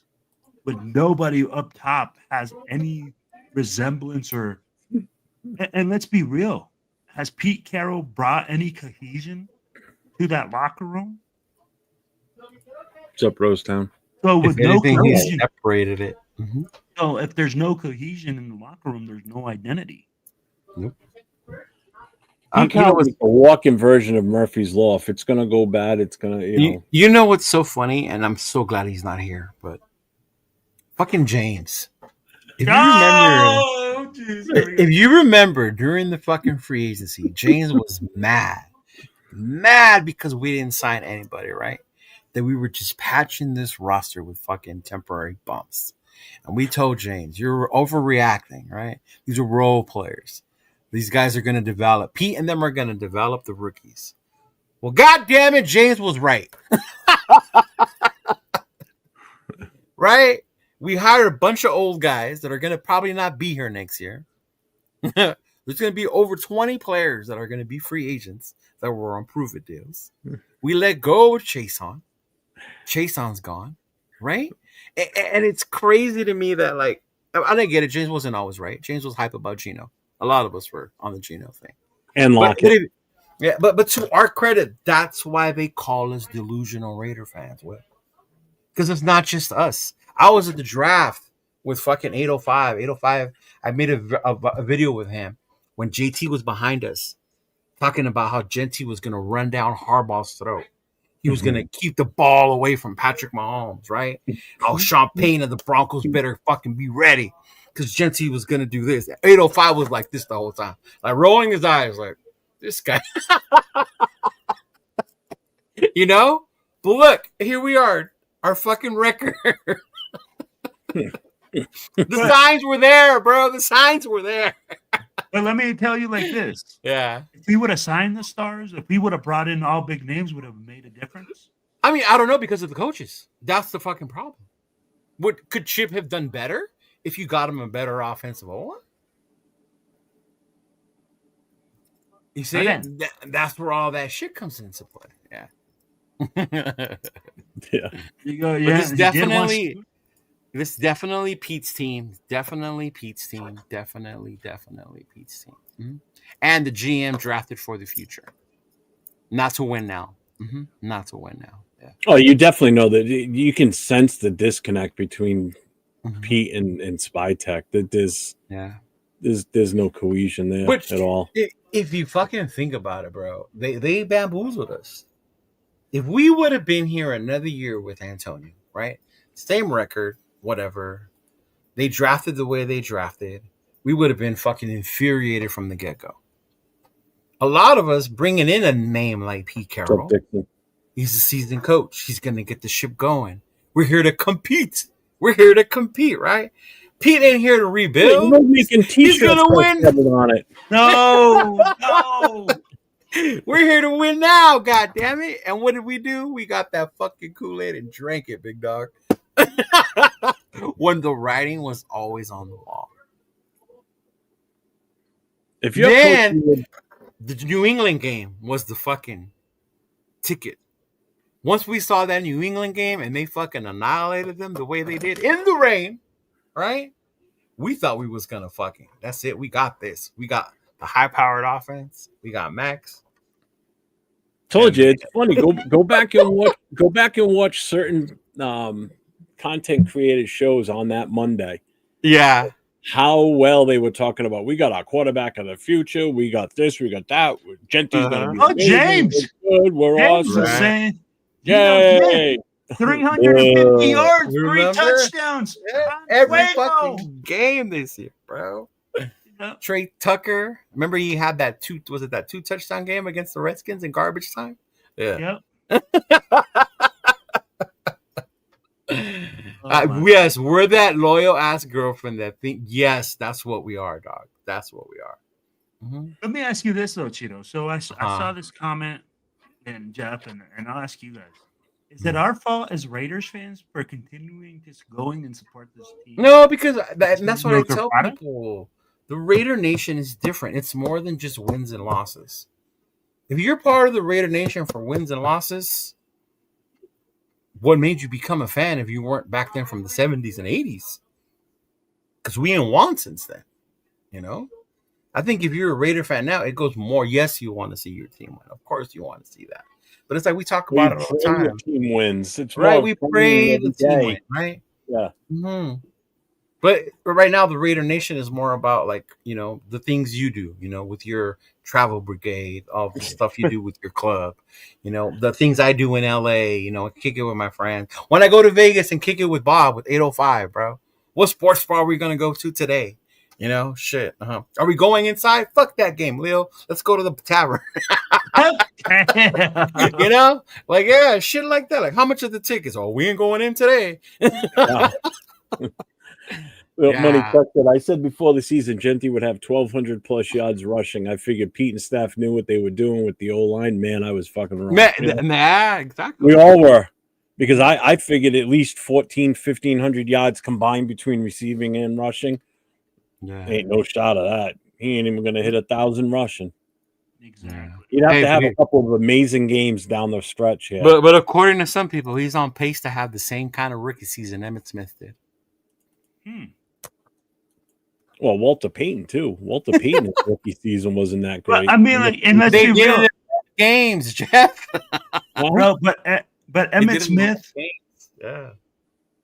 Emmitt Smith also, man, like, took time.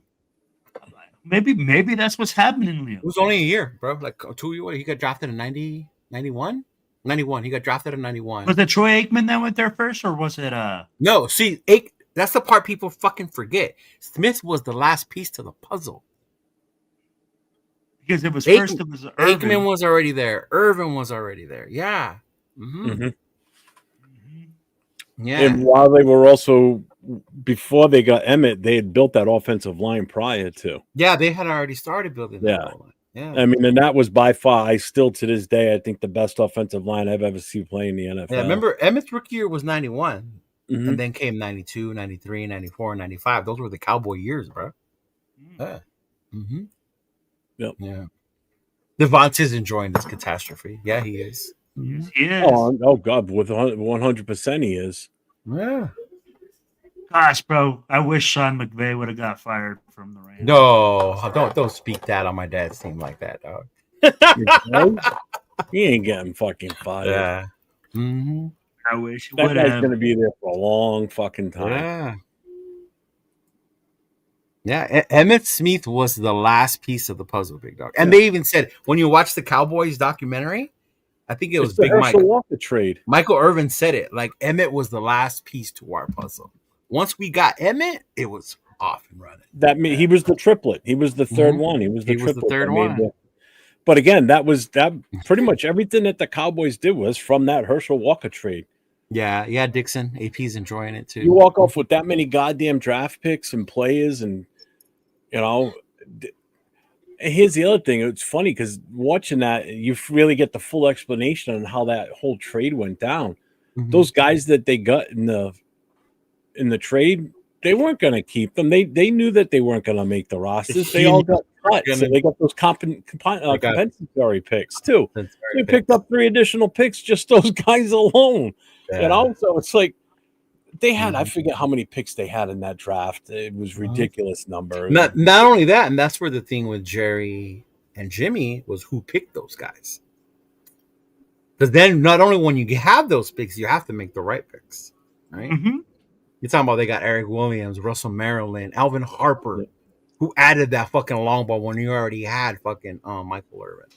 And there's a perfect example of a guy that's a bona fide number 2 wide receiver, goes to another team thinking he's going to be the number 1, and it's horrible. And they got him from Tampa, I think, first. Oh, man, Gio, that 88 team, bro. They had their offense, and we had no quarterback. We had no fucking. It took us forever to find a fucking quarterback until we got Hostetler, and Hostetler brought some stability, but he could only take us so far. Yeah. That's why I love Hostetler. Hostetler was my boy, dog. I love Hostetler. I just got to see him play live here in New England. Did you? Oh, man. 94 season. I have a Hostetler jersey, and I have a drawing that Raider Mation made of Hostetler. Nice. I also have the little figurine also. Here we go. Right here. The Mike Tomlin talk again. Hostetler. Hostetler. Is that the one? Is that the one where the head's like really tall? Hold it up closer. Yeah. It's the one with the tall head. Yeah. Yeah, that's what I got. This one here. Yes, I got my Howie Long one. Yeah, that's those the headline ones. Yep. Yeah. I don't know how I feel about Tomlin. I'm not too crazy about that one. If Mike Tomlin is available, I am having a hard time passing up on this dude. Yeah, like how can you not? I like just I get stability.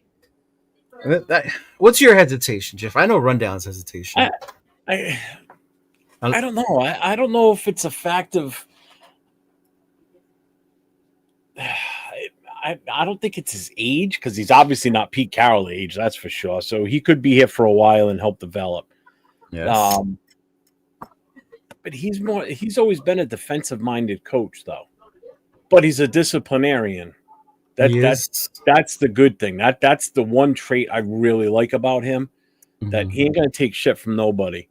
You know, once somebody becomes a problem, they're gone, no matter how good you are. I mean, look what he did with Antonio Brown. He's done that with numerous players throughout his time in Pittsburgh. You know, and he followed that line, because Bill Cowher was the same way. You know, and obviously Chuck Noll was the same way too.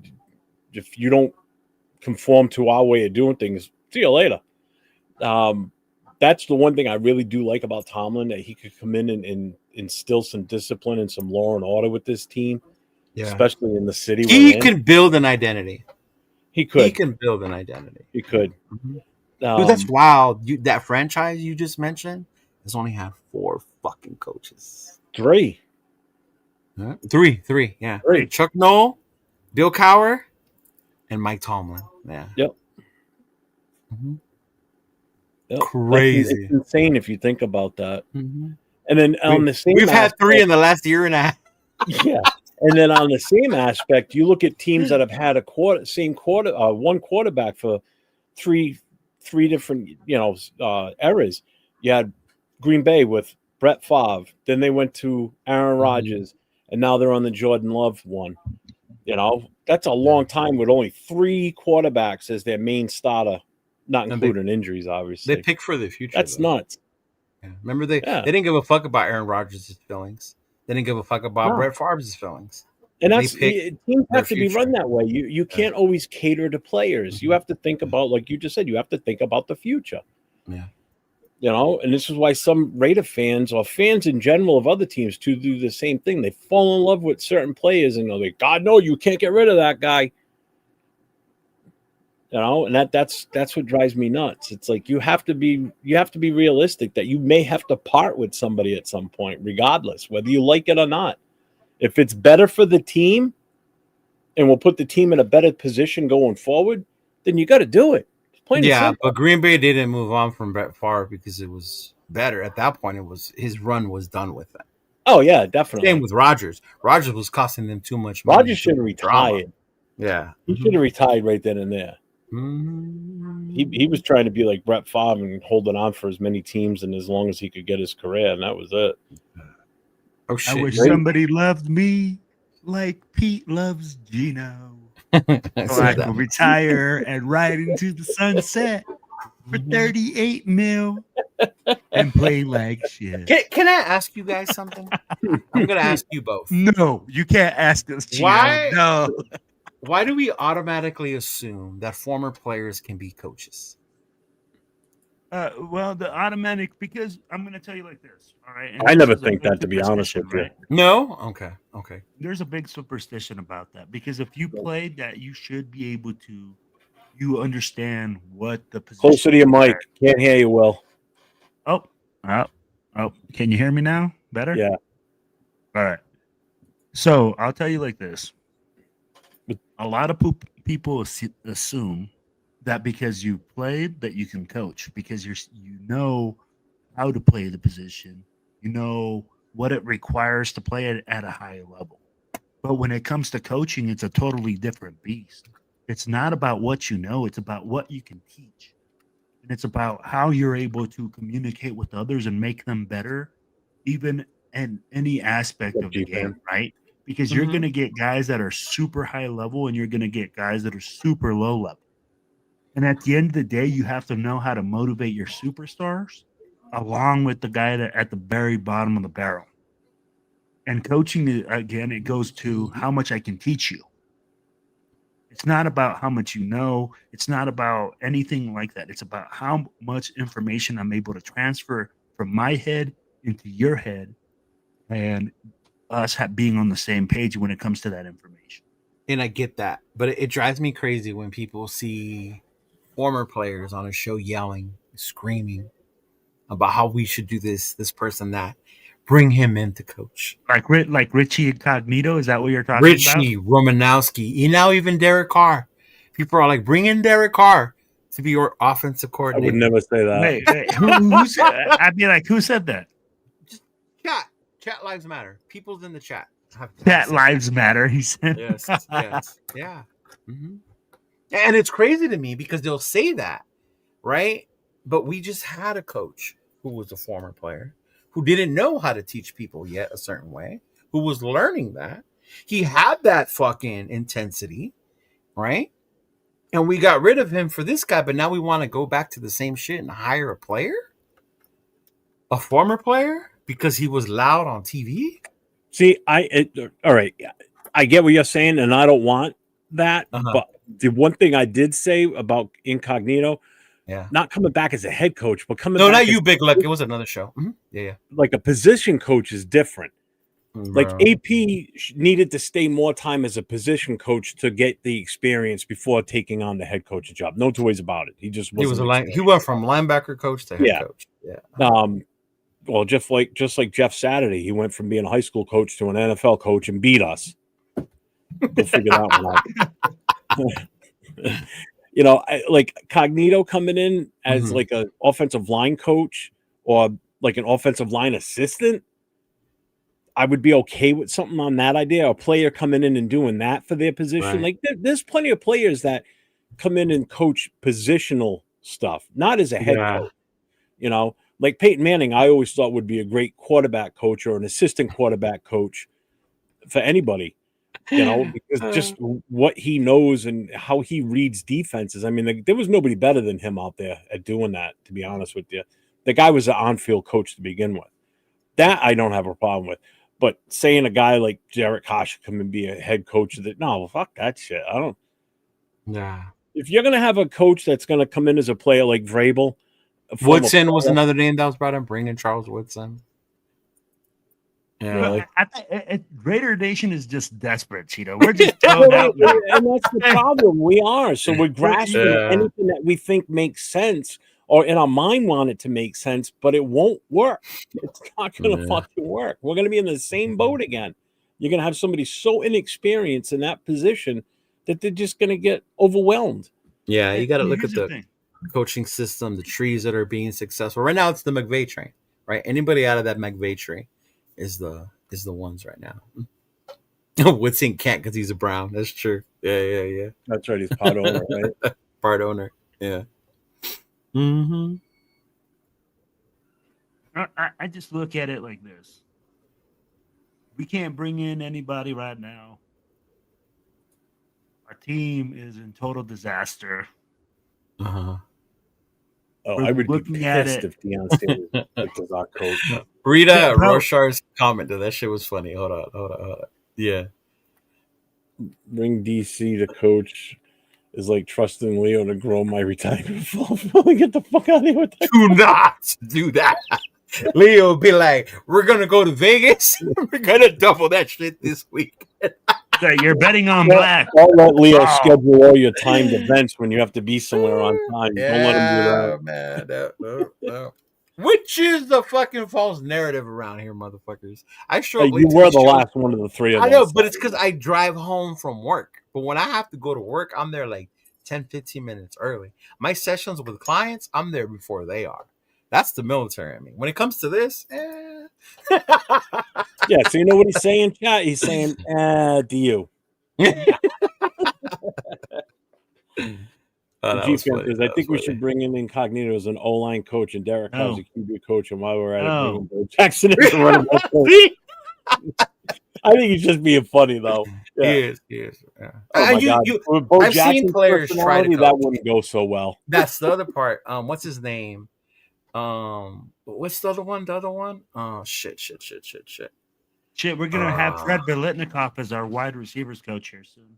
No, Well, you know what it is? I think people think this. If you're a Raiders fan, you automatically think of a player coming in and being a coach. Because guess what? We had that for years in the past. You know, Cliff Branch was on as a coach. Willie Belinda Brown. Falk was a wide receivers coach for the longest goddamn time. Willie Brown, George Willie Atkinson. Brown. Who was the other? Ted Hendricks was a coach for a while too. So it's a long Art Shell. There's a long history of former Raider players staying with the team after retirement and being a coach. Yeah. You know, whether it be a head coach or a position coach. So that's why some people probably get that in their head that, hey, we should bring this guy back. Because that's what Al used to do. Yeah, and that's just it. And it's work then. I mean, like, that's the thing. Because like, it worked before. It doesn't work. I mean, like, it only works for such. Not now it doesn't. Players. Back then it did because everything was simpler, you know? Yeah.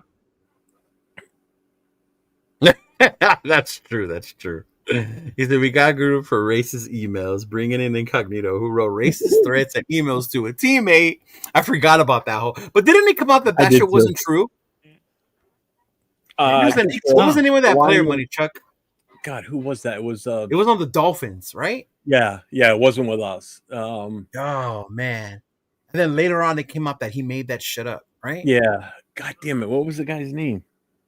Martin. It was another Martin. Yeah. It was the rookie Some from the Dolphins. Yeah. Oh man. Here, hold on. What's up, James Furpo? And then one thing with Brady, one thing we have to understand with Brady can't do shit while he's working with Fox. As long as he's working with Fox, he can't come in here and do any of that shit because of the access he has to other teams.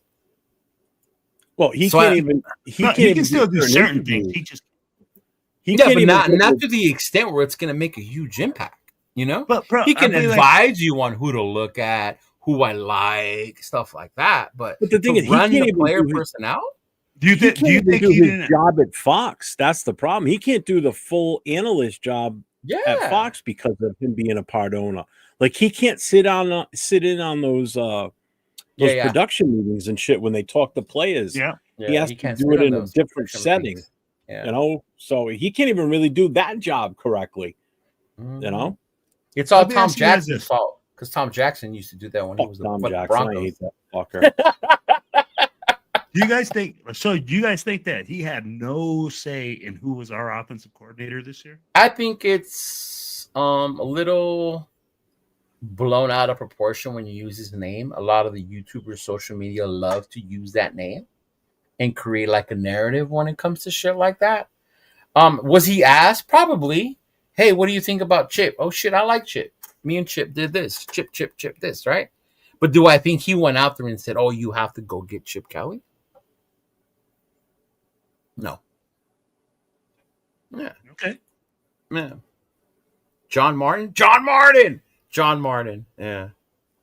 That's his name. God Travis says, me as the head coach, Lil is the OC, and James is the defensive coordinator. Oh my God. Prepare for a bunch of screens and I guess you want to go 0-17, huh? Right? Jesus. Like these motherfuckers can't block. Cam Miller, let's go. Mm-hmm.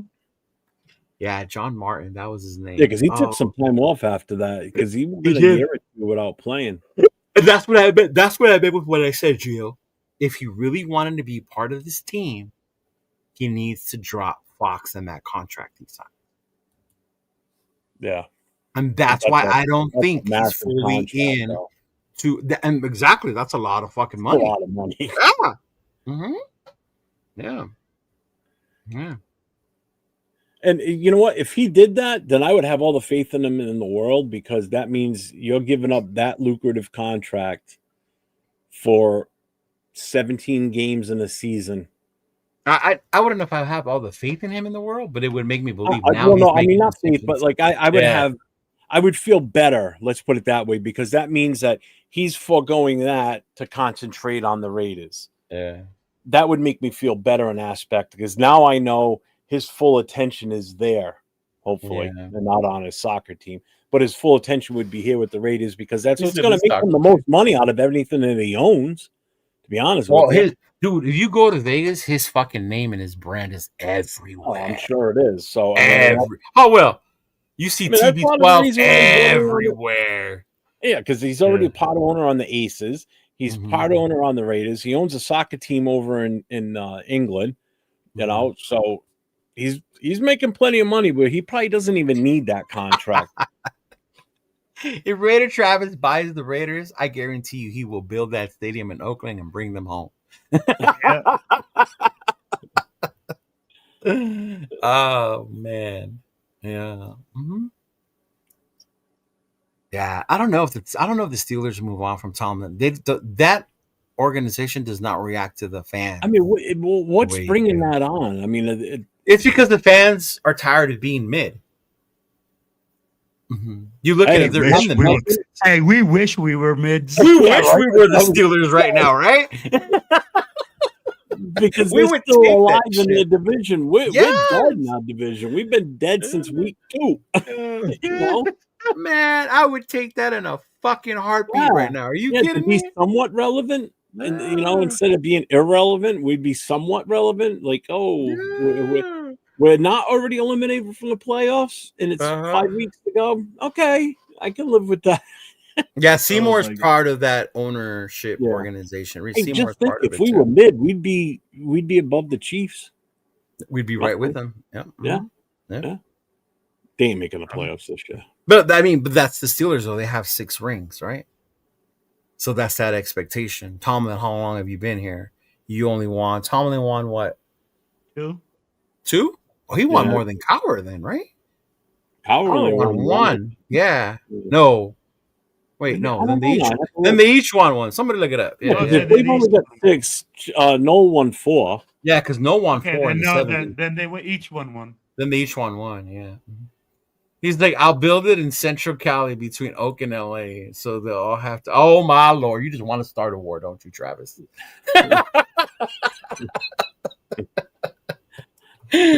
Oh man. Big luck. He said Will fought off that youngling. He's fighting for his life. Hey, bro. It's hard being a Raiders fan right now, man. He's on mountain time. It's 10 o'clock. Like, yo, man, it's fun. Rodgers is proving that no matter how good you build around your quarterback, you need young man. And they just added Adam Thielen to that team. He just got waived today. They picked him up yesterday. Yeah, they picked him up already. Yeah. Bro, how is the Steelers always never messing around to make moves to get better, and they never mess around to get rid of the garbage? Yeah. I mean, like, that's a well-oiled machine there. The one thing they've been lacking since Ben retired was a fucking staple at quarterback. Yeah. Because they never draft high they never draft in the first round high. They're always mid to low first round because they're always winning. Well, they thought they had that with Pickett. That's what they thought they were getting. Thought they got. That's why they basically lived in their practice facility because Pitt and the Steelers share that location. They thought that kid was the second coming of Dan Marino. I remember all the articles on all the news on him and everything, and how much. See, Nation, we got the next Dan Marino sitting on the bench. Put him in, coach. Put Dan Marino Jr. in. Somebody check that man. Somebody check that man's drink right now. It's either that or we stick with Gino, dog. Which one do you want? Has Cheeto left the Cheeto Lounge? Is he still in the Cheeto Lounge right now? I didn't smoke in there. Everybody else around me. What do the Steelers have for their future right now on that roster? TJ Watt's not getting any younger. No, but they keep developing that line. Everybody they fucking bring in there they all just fucking keep. Yeah, but like even on their offense though, like their offense is where they struggle. The offense is where they struggle. Yeah, but they have a good line. Yeah, no, they hit on every draft. They hit on every draft. They find guys. Yeah, remember they drafted Pickens. They drafted Antonio Brown. Yeah. Yeah. Well, who was the running back they took this year? They did take one, right? It's not Hampton. No, Mario Hampton is with the Chargers. Chargers. Yeah, Kenny Pickett was kicking ball. He was part of the Super Bowl team. Yeah, see? I'm telling you, man. They don't have big names other than the ones that you know. Caleb Johnson. That's there you go. Mm-hmm. Oh, wasn't he the kid from Kansas? Yeah. Oh, yeah. Rodgers got fucking blasted on Sunday. Woo! He got blasted on Sunday. Yeah. Mm-hmm. People were saying for him to come play here. Oh, yeah. Did you see Aaron Rodgers? When he left Green Bay. When he left Green Bay. Yep. If you would have brought him in instead of bitch ass Jimmy G, I would have been cool with that, bro. Because we probably would have won with that. Yeah. I think we would have. I really do. Because the team, we were definitely a lot better then. Yeah. We were a playoff team. Well, now he needs a shitload of ayahuasca to make it happen. Big season. Dude, you can't even bring in Dave Roberts. That's how crazy fans are. There's Dodger fans that wanted Dave Roberts gone.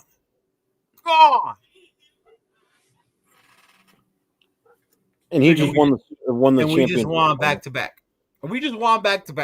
And Cheeto was one of them, bro. I can't. Right. No, dude, you let Dave be. You let Dave do his thing. Hey, if it ain't broke, don't fix it, man. Yeah. Not Dodger fans, bro. Not Dodger fans. We lose one game, it's the end of the year. Oh my God! Why did we lose? I can't believe it. We're supposed to go. Money. We're supposed to go 163-0.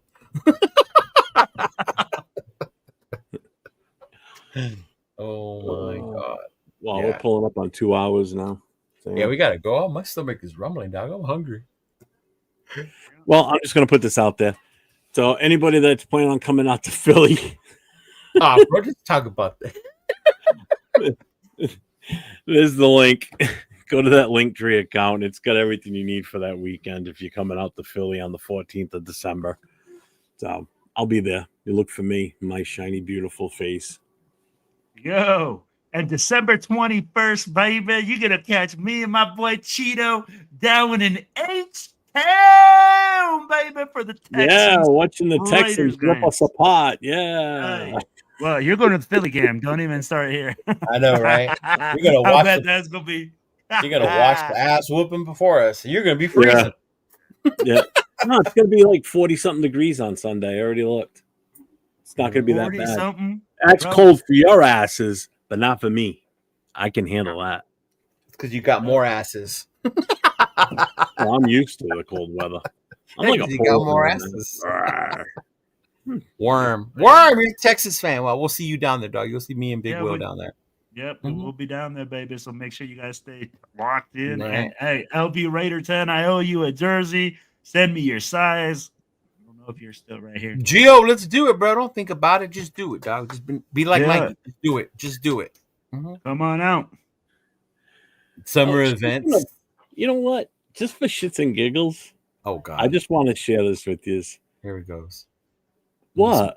Oh shit! Watch. It's gonna be like some corny ass shit. Summer event. It's gonna be some like squirrels playing. Oh no. Tennis or something. Hey, we do have a summer event. May 31st. Reno, Nevada. Make sure that you're locked in. There you go. Have an event then. So I stayed up late last night for the hell of it. Geomex, you got it. You got it, Geomex. We'll take you a shirt. So what I did was I started playing around with the mock draft. This is what I came up with on one of them. You did that. You're so... How did you end up with number 16? Because I traded out. And you really think Jaden Maivia is going to drop that low? This is what's so stupid about this. He was still there. That's all I grabbed him. Oh, my God. You drafted 3 offensive tackles? Fuck yeah, with this offensive line, you bet your ass I did. One of them's going to stick. Yeah. You drafted 2 D tackles. That's why this shit is ridiculous at this point, okay? That's not the one I wanted to bring up, actually. Because notice, fam, there's no quarterback on there. No, one quarterback. Yes, there is. Yeah, no, he's done. He's no quarterback. He's not going to be there by that point. Yeah. I'll bring this one up. So many defensive. Well, okay. Ty Simpson at 15 is wild. Okay, and then he got the center. Oh, good lord, not fucking Who? Urban. Somebody said Urban Meyer. Oh Jesus, no! Yeah. No. In Vegas? In Him? Vegas? Oh hell no! They'll build a statue of him next to Jimmy G over at the fucking Bunny Ranch. It'll be the real life hangover.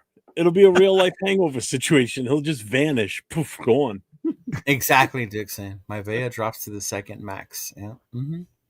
Yeah. And I even got I traded with Pittsburgh. That's what got me to the 15, and I got their first round of next year. So you traded a top 5 pick to drop to 15 to pick in the late 20s next year. Yeah, because what's his name was gone from Miami. So was Mendoza. But you realize it's a late first round pick. Yeah. Pittsburgh never Look picks what we ended up with still. Hmm. And we solidify. I think we got the. I thought this wasn't that bad. This is why we shouldn't do. Thank you. You know what? And I'm going to say this shit right now. But I was bored. Before I'm like, we move on to the offseason, I'm going to let y'all know we are not doing no motherfucking mock drafts until free agency is through. Done. When we're in free agency, because then we'll know what to get. If we go through free agency and we don't pick up no old linemen, the quarterback view is going to have to change, fam. Oh, yeah. But in the offseason, in the free agency time, we sign 2-3 offensive linemen. Now we can start talking about quarterback and some shit like that, right? But up until then, I don't want to hear it. I don't want to hear it. Let me ask you this. What's your confidence Cheeto level? has spoken.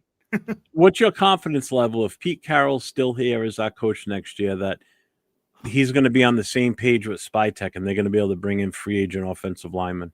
I think it's already on the wall that Spytech's the one who controls the personnel. It better be. Because there's some damn good free agent offensive linemen coming out. Mm-hmm. I don't think there's a choice. Guards, there's a lot of good shit. Yeah, there isn't a choice next year. If Pete is here, there isn't a choice for them to be on the same page or not. No. This is the team I'm putting together, and you need to coach this team. And if you can't coach this team, then... And Spytech is really going to have to put it down like that. Now, if he goes like, oh, I'm not comfortable with that, then Pete got to go. Look at Big Lick. Yeah. That's the other part, too. Like, a lot of us want Pete Carroll gone. Mm-hmm. What does that one idiot say? I am the voice of the Raider Nation, and Pete Carroll needs to be gone. If the Raiders continue to keep Pete Carroll around here, shut the fuck up. You're not the voice of the Raider Nation. I ain't seen you at one game or event. Oh, Mister, I talk like a 1930s baseball announcer. Bro, can we throw out some names? Because I don't even know who you're talking about right now. It's the same guy who said shit about Tom Brady being the one that chose Chip Kelly. I don't know who this is. Well, count your blessings, because if you watched him, you would have already known who he's talking about. He writes Geno sucks on his head. Bro, I don't have any. We'll talk about that after, because bro, literally right now, that's how much I watch. Okay, I only watch certain people. That's why I'm like, all right. Right, Travis. Yeah. No, I don't know, bro. Pete Carroll doesn't need to go.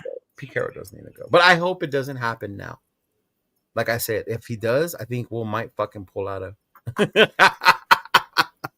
That's right. Yeah, it's probably part of his contract. Mm-hmm. Now I know who it is. That's what it took for you to realize. Well, bro, there's only three or four main guys that go and do it live and they do that stuff, and I'm like, hey, Jeff goes live. You consider him one of the main guys? Bro, we're so down low on the totem pole, right? Yeah. I do it just so I'm not going crazy watching it by myself, because I'd fucking go nuts. At least I share the misery with Chris and anyone else. Oh my God, Daryl. If we do some shit like Deshaun Watson or Kyler Murray, who I absolutely love in Madden, I would lose my shit, dog, if we get them. And I love Kyler Murray. Watson? No, but if we do something like that, I will lose my shit. I will go crazy. Yeah. Mm-hmm. when Jeff goes live. Games, Yeah, he's not wrong. Well, it doesn't matter. I can do it any game this year except for the one I was at. You know what? Don't go live on Sunday. Let's see if we win. Maybe you're the bad luck. I'm not going to be live. I'm going to be at the watch party. Okay. Don't go live even on your phone, Jeff. If you guys see Jeff live on his phone, y'all let me know. Okay. I don't go live. He said, y'all let me know. No live at all. We want to see if you're live. The only time I go live for Raider games is if it's a primetime game. That's it. Okay. Yo, Jeff, what day are you getting into Philly? We're leaving early Friday morning. So I'm trying to I want to get there by noontime. Nice. So it only takes you like 4 hours? Like 4.5. But we're gonna hit traffic. I know we are. That's further away than like going from where I live to Vegas. From where I live to Vegas is 3.5. Yeah, but you're crossing. You're going across the desert, right? Just looking at nothing but nothing. Yeah. We do have mountains that we go over. Yeah, but what I'm getting at is there's no view. Like when you travel down the beautiful view of the desert. Don't fucking talk bad about me. See, that's boring.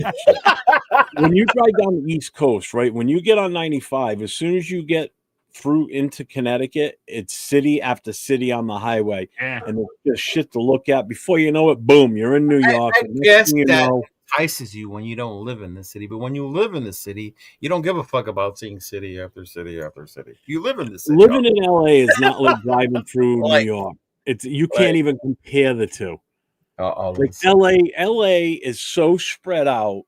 Like you got a cluster of tall buildings here, you got a cluster over here, then you got some way to fuck off in the distance. Dude, New York City, everything. All buildings are only in LA. Yeah, but they're all spread out. They're not on top of one another. Like all the cities in the East Coast, the buildings are like bang, bang, bang, bang, bang. They're next to each other. Like New York City, it's building after building after building for blocks. And what does that have that same effect in Connecticut? What does that have to do? Connecticut cities are the same way. It's just building after building in every major city that you travel by. You know, New Jersey on 95, when you first cross over into New Jersey, it's the same way. I don't know. Nate said it was pretty dead out there. He didn't go any further south than Providence. And Providence ain't a big city. So, hey, Jeff lives in the sticks, bro. Like compared to no, Boston is like, I thought you would think Gillette Stadium is inside of Boston or something like that. It's not, bro. It's like literally out in the boondocks. I live in Rhode Island. I live in the northernmost part of Rhode Island, and I am closer to Foxborough Stadium than the city of Boston is. I can get to the stadium in like 20 minutes. From Boston, it'll take you about 45 minutes, almost an hour. With no traffic. Gino's reaction coming into the damn Cheeto already yawning. Motherfucker, you started like 30 minutes ago. Hey. But damn, he's just on a freaking rampage today, bro. Could you imagine? Man, that would be hilarious. If you guys are going to the game this weekend, I was going to go, but I'm not anymore. But because we're going to go to Houston. But yeah. You know how we always talk about like certain, players have mental health issues and everything. I just wonder what type of an effect this has on somebody. I'm just going to use Gino as an example because everybody's calling him out. He's all over social media, getting his balls busted. Content creators, sportscasters. How much that's gotta affect you as a human being level, not even as a football player, but that's gotta get to you. You know what I mean? So you wonder sometimes how people develop these mental health issues. We don't help. I can tell you that right now with this constant badgering of him. Not saying us generally, even though we are, but it's that constant. You go to a game and he's coming out of the tunnel and people are screaming at him. You suck. You're this. You're that. That's gotta weigh on you. You're in that field, Leo. You know what that's like. I mean, that's gotta eat at him. I'm sure it does. And I'm sure that has a negative effect on him when he's on the field too, because that's in his head that if I fuck this up, they're gonna be on me even more now. Why do you think I didn't blame him for flipping off the fucking fan? And I get it. I totally get it. That's why I was like, you can't get mad at him. All the shit we talk to him, you don't think it's gonna have an effect on him, bro? And I get it, like, oh, that's why they get paid. That's why they're doing it. End of the day, they're still human beings. You ever seen Ryan Leaf, why he had such a big fucking meltdown? It was because of that. He was doing so bad. The fans fucked with him constantly. And Ryan Lee's personality was not one to take that shit from people. Same as Gino. Gino has always been big mouth. I'm an asshole type. So he's going to clap back. And it's going to take an effect on you when you're on the field. You could see it in the way he throws, his presence in the pocket. It's way different. You know, it's taking its toll. I mean, he feels like every throw has to be perfect. And when you feel you have to make the throw perfectly, what ends up happening? You make horrible fucking throws. You're trying to win the Super Bowl with every throw. Yeah. You know what it is? It and I think it's a sign of the times too. Mm-hmm. You know, you go back 20 years ago, there was no social media. Not everybody had a phone with a camera. You didn't have access to them. Yeah, you didn't have this, what we're doing now. The only way you saw something like this, it was on the actual TV. Yeah. You know, there was no YouTube and all that shit. So as fast as something happens, I can turn around and do a short on it, put it out there, and if it hits and goes viral, it's everywhere. Mm-hmm. And you got all these people commenting on how bad he is. And you know eventually if it's viral, he's going to see it. It's going to come across his eyes at some point, you know? So, yeah, I can see how these guys have these mental health issues. Yeah, and these people do it the money doesn't make a difference. They do it for the viral moment. They're antagonizing these dudes to get that viral moment. So they can say, look, this is the video that made me viral. This is the thing that made me do this. This is why this player don't follow me no more. For that clout. Because then they get shit for having that social media clout, you know? And then take a picture of me holding my ticket. Look what I got. Wait, go ahead, so let me hit you guys with this. What up, Max? We need to get the freaking mental health thing, and I get it, man. But what happened to your freaking like you being mentally strong and just being out there? And I get it. You're gonna have those issues. When you're a high profile. When you're a high profile player and you make millions of dollars to play a game that a lot of other people would die to play, you have to have that mental capacity to block this stuff out. Right. This is why you're an athlete. This is what you train for your whole life. No, you train for your mental capacity, bro. Because guess your physical abilities are why you're a fucking athlete. To a certain extent. Everyone has the mental attribute. Tom Brady wasn't because of his physical abilities. Is everybody Tom Brady? Peyton Manning? Right? Oh, you don't think come on now. No. You're naming goats as opposed to Gino. I get what you're saying. I get that. I'm comparing, but at the same time, they play the same position. They're both athletes at the same level, right? You're playing. They're not at the same level. Quarterback. They're not at the same level. They're not in the NFL. That doesn't mean you're at the same level as Tom Brady just because you play there. Jamarcus Russell played in the NFL. Does that make him at the same level as Tom Brady? Right. No. And you're right. But at the same time, you're a professional quarterback, right? Mm-hmm. So you should be able to take some abuse. You should be able to be held accountable for your performances. Right. What's up, Bill M?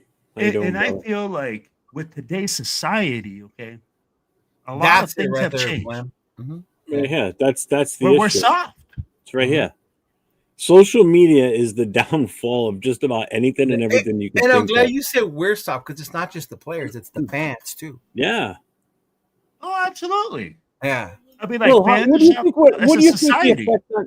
do you think the effect on you if every time I came on a show, I started bitching about you and saying this about you and that? Yeah. Bro, I was in the Marines. I did that every fucking day.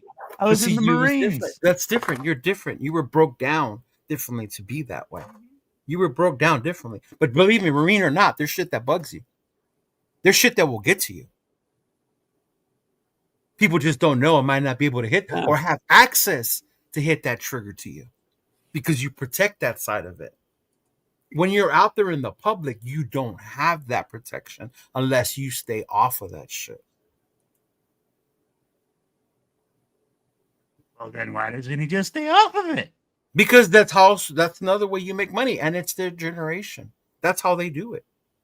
Right? You're told to get out there and promote. Look at Ashton Genty, his first fucking year. Have you seen the way his social media has transitioned throughout the year? That's how they generate other income, other money. It's through that. Yeah. Mm-hmm. But people have people that run those accounts for them. Do they? You don't have a lot of you people. You would think they do, but some it's them. Yeah, some it is them. Yeah, and that's why he was saying you should stay off. The prime example I can remember when people were soft as fuck when it came to social media was Josh Jacobs. And the way people wanted a goodbye or thank you letter from him. And he said, fuck y'all. Right? You owe us this. I don't know you shit, dog. The way they treated him at the end, I would have been the same way. But we get so caught up in this social media shit. Yeah, family, I draw the line. That's what I'm saying. That's what I'm saying. Even as tough as you are, or tough as I am, Jeff, whatever, we all have one thing that if somebody pokes at, that asshole like Geno Smith is going to come out. Whether we're mentally strong or not. There's something that's always going to break you, no matter how strong you fucking are. Someone runs my YouTube comments. It's not me, guys. Exactly, Elon. Someone talks about your mama, then fighting words. I don't care who you are. Dude, there's people who do these shows, Will. And I know you don't know all of them, but there's people that do these shows. And their mental health is so fragile that they really stress on how many people follow them and watch this show. And if they don't, it fucking really bothers them. And I get it. I get you're brought up a certain way, so we are. But it's so different now. And it does. It's created a soft. There's more value in likes and follows than we put on other shit that we should. If that makes 100%. sense. SoCal, they didn't have a solid O-line, though. I will say that. Their offensive line last year was not that good. When my clients tell me, do you know so-and-so? I'm like, no, I don't know him. Well, you should. He has 100K followers. That don't mean shit to me. I'm also 48 years old. Right? Cheeto has 1 million followers, bitch. No. To me, in my mind, that doesn't compute the way it does in theirs. Yeah. I don't put the same value. Yeah. You know, and I think the other thing, too, is the generations that you grew up in. Like, the generation I grew up in, I'm Gen X. So I grew up, and we're always referred to as, well, Leo, you have Gen X too, aren't you? Yeah, 77. Yeah. So when I grew up, they call us all the time.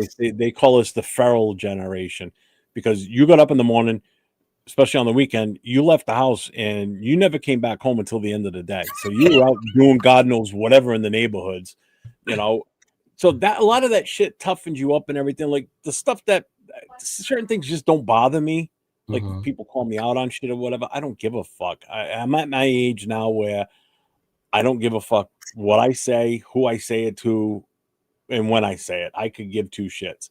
You know, I'm not about making new friends, and I got plenty of friends now. You know, I make acquaintances here and there. I'm done with that shit. You know, but I can see how the younger generation, because this is the younger generation now. You sit down at a table somewhere, and I saw this at my end of my career in the fire service. Younger guys coming in the morning. In past generations, we'd sit down and we'd all talk.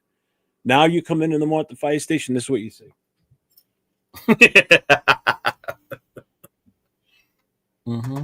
You become an aficionado of what the top of people's heads look like. You don't know what their face looks like anymore. Because they're constantly like this. You know, there's no conversations anymore. Everything's texting or emails and voicemail. Nobody talks. Sounds so old. I do. I'd rather make a phone call than text. I fucking hate it sometimes. You know. No, you guys know I fucking call you guys.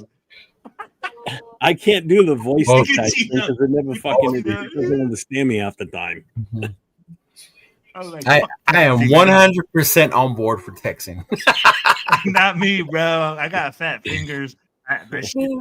Double A's and double P's and shit. No, but I get what you're saying about being mentally tough, but not. We all have a breaking point. We do. I get what you're saying though, but here's the thing, right? And I get what you were saying when that fan acted that way. For me, I'm like that fan got exactly what you. I shouted you out the chain walk, and I give you a salute. Fuck you. Like, all right. Like with that fan, like we knew exactly what they did, right? We knew exactly that you had a certain way and you're gonna get what you're gonna get. Mm-hmm. But when we're talking about being on the field, Tito, and we're talking about, people, they can criticize you and tell you suck, and they can say, hey man, you fucking sucked this game and you weren't doing well and fucking etc. And that's all right. But at the same time, as a quarterback, you have to be able to also say, hey, this is distracting me from my job. It's distracting me from being able to do what I have to do on the field. You have to be able to delegate that and say, hey, man, I need you to take care of my social media right now. I make this much money. I need to step my game up, and this is distracting. You see what I mean? That's if you have a mentality like Tom Brady, or you have a mentality like a Peyton Manning. But when you're at the point Geno Smith is in his career as a journeyman, he never had that mentality.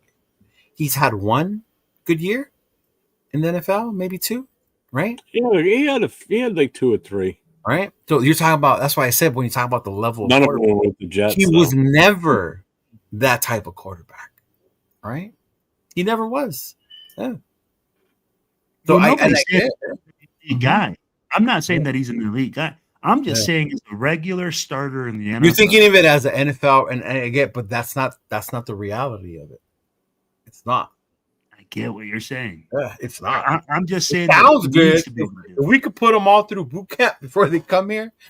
No. I'm not saying like that either. Again, I'm saying, hey, if that's affecting your game, even in the military, tell me there weren't motherfuckers that weren't mentally tough that came out of that shit still. Yeah, I'm not telling you. I'm like, I just tell you like this. Like, very many of them weren't in the infantry, right? Just but they all it's just not built like that. But at the same time, I'm like, what you're saying is correct.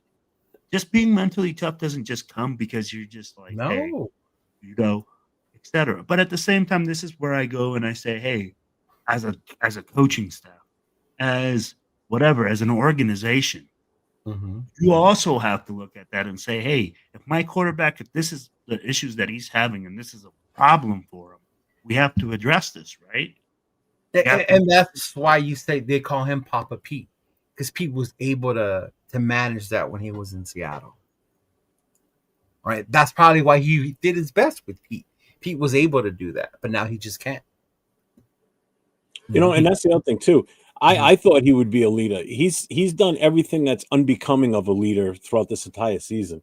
Right. I wouldn't look up to him as a leader of this team. It was written on the wall the first preseason game when he flipped off the Seattle fan. But we all cheered it and we fucking praised it. No. We made T-shirts. No. We didn't praise it. No. Don't. Like, there's some fans that did praise it. You're correct. Right. The majority of the fans. Because we saw it and we said, hey, that's a lack of professionalism. Exactly, big look. Mm-hmm. Yeah. I hate talking on the phone. Big luck, don't you lie to me, bro. You call me all the time. No, Daryl said he hates talking on the phone. That's Big Luck.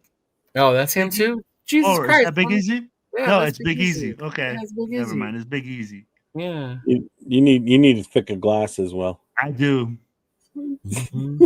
Yeah, man. And even running backs. You look at running backs who were supposed to be the shit.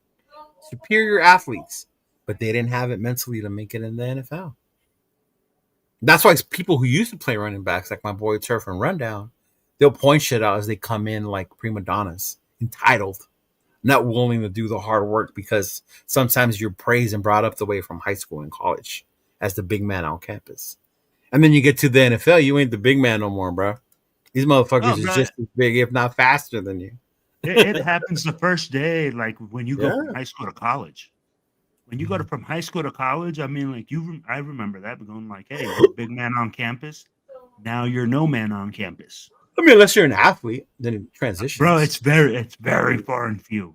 Yeah. Very far and few that are able to just make that transition and excel.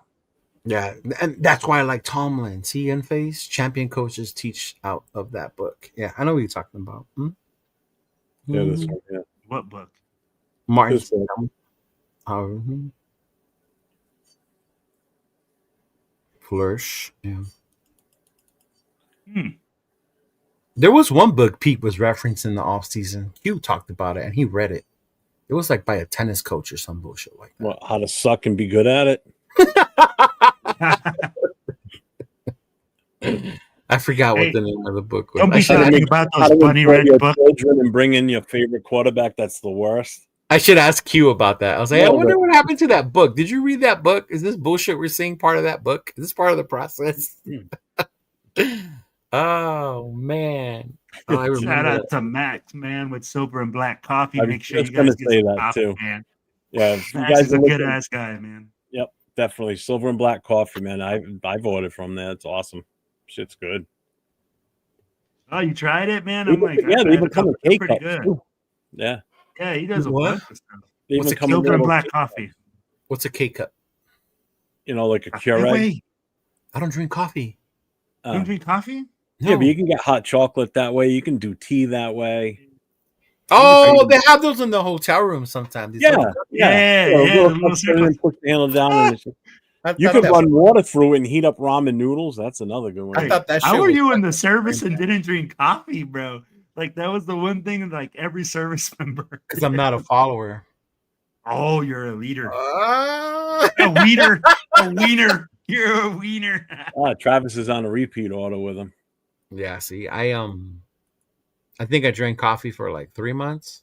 Stop. No, I was like, I'll give me my Cokes. I was on the shit. We had Cokes. Yeah. If I I can't smoked have though. iced coffee, if I can't have an iced coffee, then don't talk to me. Yeah, I started smoking in the military. That's the one thing I did start was smoking in the motherfucking military. Well, isn't that what all Navy guys Yeah. do? Yeah. A lot of Navy Oh. guys do. Bro, And we would that's- be in school and training. These motherfuckers would go on like a 10-minute break. My ass had to stay in the classroom because I didn't smoke. I'm ain't All this of the bullshit. He's like, I smoke now too. Yeah. I'm like, hey, dog, you want a Newport? What the fuck is that? All right, light one up. Oh, bro. I know all about the Newports. Ooh, in the GAN. Pete's guy is Oh. Dr. Michael. That guy was cool. Oh, Is that I'm what sorry. it was? Michael Jervis. that These guy guys, was- Dr. Michael Jervis. Cocaine is bad for you, Leo. I know. I was a lot skinnier. Ever since I stopped doing cocaine, I gained weight, man. Sorry. Don't ever trust those coffee machines. Oh, in I've your never used hotel. them in the whole Just time. imagine. No. I mean, I don't know when I'm drunk. I don't fuck with the coffee machine. But yeah. Mm-hmm. Yes, cocaine. I trust one Keurig, and that's mine. I fuck Yeah. with anybody else's. So you mean And don't Dunkin' Donut. trust the coffee machine in my Motel 6 room? No? Hell no. No, we're That's staying That's not warm icing that's coming out of that at that moment. at America Best. That's what we're saying. We're not staying at a Motel 6. We're staying at American Best, something like that, in Houston. Oh, is that where you're staying in Houston? Yeah, I was gonna pick a Motel 6 because it was like $25 cheaper, but I didn't want to hear Chona's mouth. Myra, you guys staying at the Hilton in Philly, or are you staying at a different location? I wanted to ask her that the other day. I might switch it to the DoubleTree though. I was gonna Okay. ask you where you guys are staying. Well, Oh, bro, we got an Airbnb. yeah, I think I might switch it to the DoubleTree though. I mean, the other one's cool. It's just. as I think close. that's what we're gonna do when we go to Philly is get an Airbnb because I think a few of my chapter members are gonna go out for that draft She too. said no. One thing I missed. Oh, cactus coolers, dog. Cactus coolers are the shit. Yes. You ever had a Smalls? No. It's a Portuguese soda. It's actually fucking great. It's wicked sweet though. No. Whiskey guy. Not that she's not staying at the Hilton. Damn. Yeah, I saw that. No, not the Hilton. Because that's where we're doing the Friday night event is at the Hilton. The Friday night meet and greet. That was the shit I missed the most when we would go overseas because then we had to drink Can I say this word? I can say Haji. Yeah. Okay. Yeah, well, yeah. Because I don't know what words we can say nowadays anymore. But we used to drink the Haji sodas. Mm-hmm. Oh, bro, Yeah. those were so good. Yeah. Oh, we used to trade for those. Yeah, We used the to Haji trade sodas. for those. Yeah. Mm-hmm. We knew what they were based on the color. Like we knew what a Coke was because it was the color, but it was all in their writing. And they were Or the pull tab. orange. They were a pull tab, Jeff. The old school. Oh way. wow!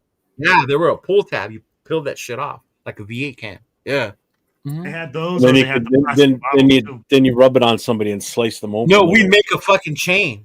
I make a chain, Yeah, and link them together. then we'd fucking whip motherfuckers with it. Yeah. Would you run it back with Geno? Hell no, I would not run it back with Geno Smith. Nah, I don't want it. No, you don't run it back with Geno. He got to go. I would rather have fucking king of the short homies, Kyler Murray, than fucking Geno Smith. Yeah. Hey, that wish might come true, so you better be careful. I know. Run that keep telling me to stop speaking that into existence. Bro. Maya, it's gonna. I looked up the weather for Philly for next weekend, and it looks like it's gonna be about 40 degrees or so on game day. So it's gonna be decent all weekend, from what it looks like. Yeah, I'll put the link in there again too. Boom. That's got everything, Maya. It's even got the weather on there too on that link. Here's another question for Marnie. Name one thing that went right for the Raiders this year. There's only 5 games left. I'm gonna tell you what went right, and I'm mad that I'm saying this, but we're shitty enough that we're finally gonna get a top 4 pick. Oh, Gio wants to know if you guys have your tickets for Houston yet. Yeah, I do. Thank you. Shout out to James. James hooked me and Sean up with tickets, and we bought our flights 2 days ago. So yeah, we're straight. Mm-hmm. We can't even get good Newports in Cali. Yeah, the outlawed, right? Menthol, not available. Flavored, anything flavored nicotine. Yeah, Massachusetts did that too. Yeah. So, like I told Dawn, I said before we go to Philly, I gotta buy a few packs of smokes here in Rhode Island before we leave because I don't know what the laws are down there if they sell menthol in the stores down there. Nope. Yeah, when I go to Vegas, that's why you guys haven't seen me with vapes, the flavored ones. Yeah, the one next to me, they changed the rules. You have to call, and then they'll bring it out. So I am fucking with all that. Like if you don't have it, I don't want it. So when I go to Vegas, I usually get some, and I haven't got some from Vegas because in Vegas they still have them. Yeah, yeah.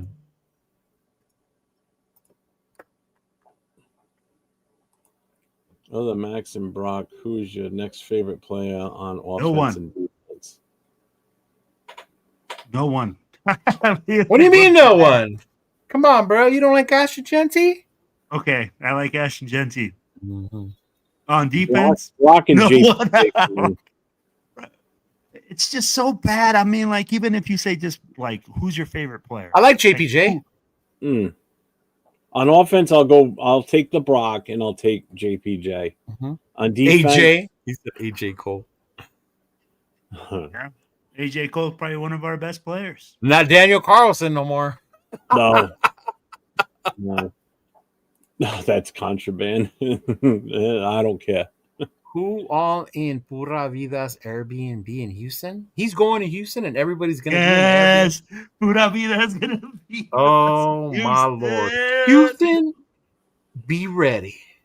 Oh, Houston, it's going to get cracked, bro. Ready for my boy Glenn, y'all be fucking ready for Little Woo as well. Be ready for Little Woo. Mm-hmm. It's going to get crazy, bro. Yeah. Apparently, Pete Carroll drank water from a fire hose. Fire hose. Oh, shit. Yeah. I don't know Jeremy Chin. Uh-huh. I'm not picking anybody on the defense. Max. Mm-mm. I told you. I'm telling you, Max did something to one of this fool's kids, dog. He fucking fucked around with his daughter or something. My kids are older than him. My kids are older than him. Max don't like cougars. Hey, Max is young enough to be my son. Hey, see, so I'm telling you, so something's up there. Mm-hmm. Just about anybody that plays for the Raiders could be my kid right now. God damn. Yeah, because you're that age. Old. Uh-huh. Carlson won. Carlson don't have to win now. Carlson needs to be out. Travis, look at that's exactly what I have. Chromo Baby, the Crush. menthols.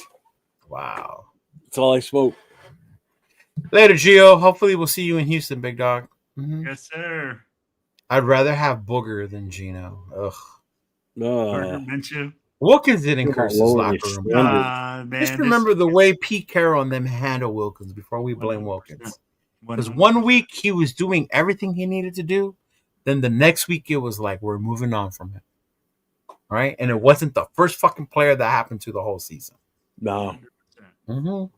Yeah. Wilkes actually filed the grievance with the NFL for that shit. And he's probably going to win it too. If there's one thing I could take away from this season is we've excelled at dysfunctional. We brought it to a whole new level. Seriously. That's the one thing we were successful at is just dysfunctional as much as you could possibly get. It's just ridiculous. And again, we went to the end of last year thinking, wow, this team's horrible. We're so bad. Oh, we're only going to get better. Pete Carroll's here. We're only going to get better. We're fucking worse. We're way worse. We thought after 4 wins you could only get better, but Pete said, hold my beer. Yeah. Oh my gosh, bro. Oh, you guys know exactly SoCal. Y'all already know. If I didn't like him before, I fucking hate him. I was okay with him at the start. When they first hired him, I was like, okay, all right, let's see where this goes. And it went right in the trash. Right? Fucking horrible. I'm telling you. Look at DA showing out with the Rams. Bro.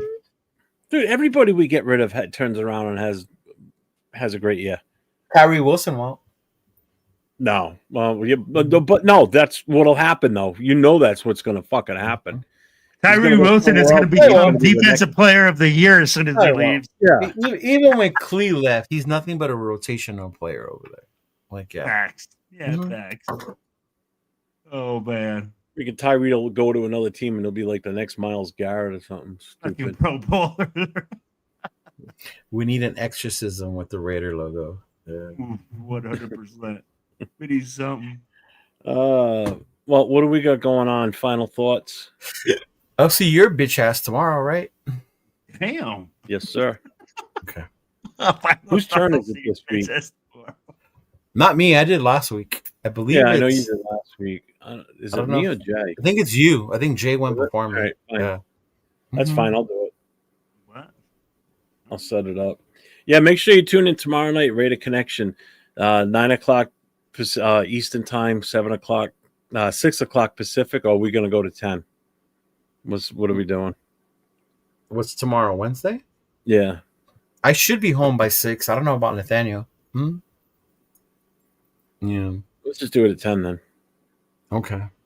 We're as discombobulated as the Raiders right now, guys.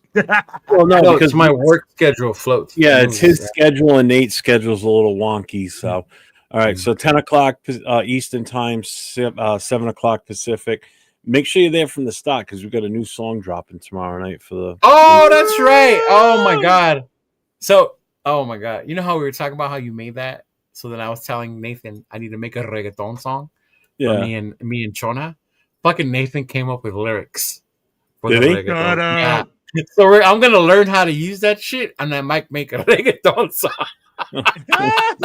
He kept singing it on Saturday, and as we were working, that shit was in my fucking head.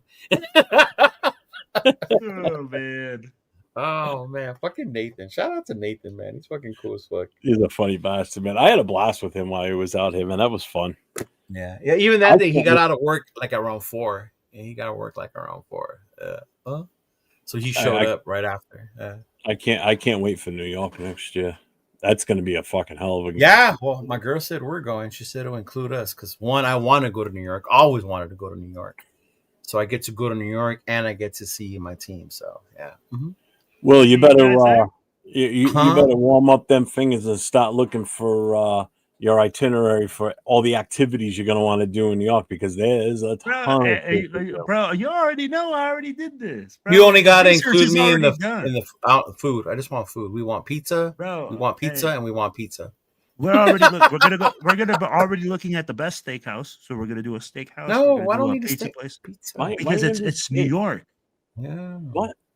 You It's don't go New to New York. York for steak? Are you fucking kidding me? Bro. What's the matter Oh. with you? I wouldn't listen to him. He thinks the best Chinese food's in Rhode Island. Yeah, he thinks the best Mexican I food asked Nate about the Chinese food he is had. in I thought Boston it was too. pretty damn good. Yo, Right. so we're already looking into that. We're gonna be doing some tours. We're gonna be definitely looking at doing something with the Statue of Liberty, stuff like that. So hey, y'all stay logged in, man. I mean, like I've never H-Town's gone out gonna to the Statue gotta of go Liberty. first. So. You got to do the 9/11 memorial while you're there. That in Yeah. itself is almost a full day. Yeah. Why is it a full day? Because there's just so much shit to see there at that memorial. It's a full day for Jeff. 45 minutes for Will. But at the end of the day, yeah. And yeah, You got to do like- the top of the Empire State Building. That's a definite. I want to see Spider-Man, bro. The building where you can see Spider-Man. I want to see Spider-Man. Cheeto, we're gonna dress Cheeto up as Spider-Man, and you will see him hanging off. If I can go up there and you can take a picture with me next to Spider-Man, my trip will be fucking set. Yeah. Mm-hmm. We're gonna bring freaking Cheeto and his Spider-Man jammies. The Rams game. The Rams game is going to be a big one next year, Travis. A lot of people were saying the Rams game. Mm-hmm. A lot of people went to that one. Arizona's going to be next year. Huge. Yeah. Mm-hmm. Where are we playing Arizona? In Arizona? In Arizona. Yep. In Arizona. Yeah. Mm-hmm. I just hope the New York game is earlier in the season. I hope it's around my birthday, so it'll make it even better. Yeah. But then again, I kind of want to go later because I want to see Rockefeller Center light up and all that. Well, and that's and with the two games next year on the East Coast, same, Travis. And then you got New York. And I did say that before to you guys that if the New York one is around Christmas time, that's when you're gonna. I hope that's when it is because it's just the New York City's totally different at Christmas. It's just it's gonna be so expensive, so much fun. Well, it's already going to be expensive regardless. Yeah. Oh yeah, 100%. Yeah. All right. Well, shoot, guys. Hotels in New York are not cheap either. So who knows what Mondani now is when he's the mayor. I mean, everything, the buses and everything will be free. So One of those. I hope so. It's not going to be. I'm all for it. He's already said he can't. He's already withdrawn on that shit because he can't physically do it. He'd have to raise taxes too much in the city. That's the problem. Mm-hmm. It's not going to work. Don't matter anyway. It's already free. Just jump the turnstile. That's what everybody does anyway. Can you jump the turnstile? Oh, hell no. I'll just go right through it. Yeah, right? I'm be like, Will, give me a boost. Ain't no lie. Ain't no lie. But hey, y'all, we good? Yeah, what you got coming up? Anything, Will? You doing your show? Yeah, man. I'm like, well, hopefully we'll see us. We'll maybe see you guys at Friday at lunch. If not, then you'll see me Friday at lunch. Yeah, you should. Right. So then, schedule. We should be good Friday at lunch. Mm-hmm. So hey, then you'll see the crossover edition with Budo Raiders and Silver and Black Radio podcast on Friday at 12, and then you're gonna see me after the game. Probably really frustrated. Probably really pissed off. I'm like Raiders Unfiltered, and then after that, man, it's a wrap. I'll be like just keeping in tap with my boy Jeff, trying to watch what he does in Philly and see us in H-Town. Yeah, right there. That's what I want to go there so bad. But yes, that's the. I've already been in. We go to New York. We already. Yep, Jeff has already been speaking that's with the this dude guy. with the. That's Coach NYC. Jeff, John Law. So, guys, we will be doing something at Peter Dillon's if you go to New York City next year. Guaranteed. Yeah, that's a definite. Can we go to Central Perk? Yes. Doesn't exist. Yes. I'll put you in the stroller. Yes, Cheeto. Which? The Cheeto stroller. All right, everybody. See you all tomorrow. I might need a wagon for you to pull me around. I'm tired of wagon. Hey, we're gonna do our Chinese style where I'm gonna freaking like and freaking just pull you around and park, and you can get one of the horse and buggies. We're right around in the horse carriage. No, I'm sure that's just not cheap. Hell no. Better get a little tuk-tuk like they do in the Philippines, bro. Just drive around on the little back of the moped. Let's go. You know what I am bummed about, though? The weekend we're going to be down in Philly is the same weekend as the Army-Navy game. I love watching that game. I'm not going to be able to. Yeah, I don't watch it. I do. I love watching. I watch that every year. If there's one game I make sure I don't miss, it's that one. But, fuck Army, go Navy. Sure. I can say it. Hey, bro. Yeah. I love it. That game is such a great game. I love the tradition behind it. Yes, I do, man. Silver and Black Radio podcast on Instagram, my brother. If you got a picture with Cheeto, make sure you tag me. That way we could get you in there with this freaking jersey rollout, baby. I would have had one if you would have come out here to New England, but you could have had one if you'd come to Houston, but it's cheaper to drive 4.5 hours. I haven't cashed in my first $1 million YouTube check yet. Working. All right, everybody. Thanks for being here tonight. We appreciate you all. And as I always say, stay safe and go Raiders. Trees all shake and quiver and quake as he robs them of their gold. The autumn wind is a raider, pillaging just for fun. He'll knock you round and upside down and laugh when he's conquered and won.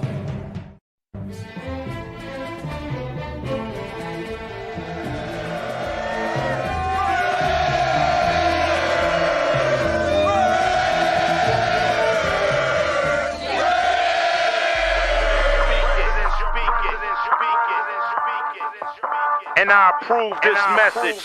Oakland Raiders, Oakland Raiders, Oakland Raiders. Just win, baby, win, baby, win, baby. We are the Oakland Raiders, Oakland Raiders, Oakland Raiders. Just win, baby, win, baby, win, baby. Don't need no invitation. We are that Raider Nation. We rock that black and silver. We make them shake and shiver. We make them reconsider. And we still committed. So if you want a piece of this, you can come and get it. Touchdown, touchdown. Let's throw a bomb on first down. Let's throw a bomb on every down. First we score, then we clown. Having fun, look around. Nobody loud as a Raider crowd. Nobody proud as a Raider crowd. NFL, how you like me now? We gon' do this open style. Nothing but action. I'm Bo Jackson, hit the hole. Run you over, goal line. Jumping over, going crazy. Lose your soul, lose your mind in the black hole. Here's the goal, Super Bowl. And everybody here, get the goal. Don't need no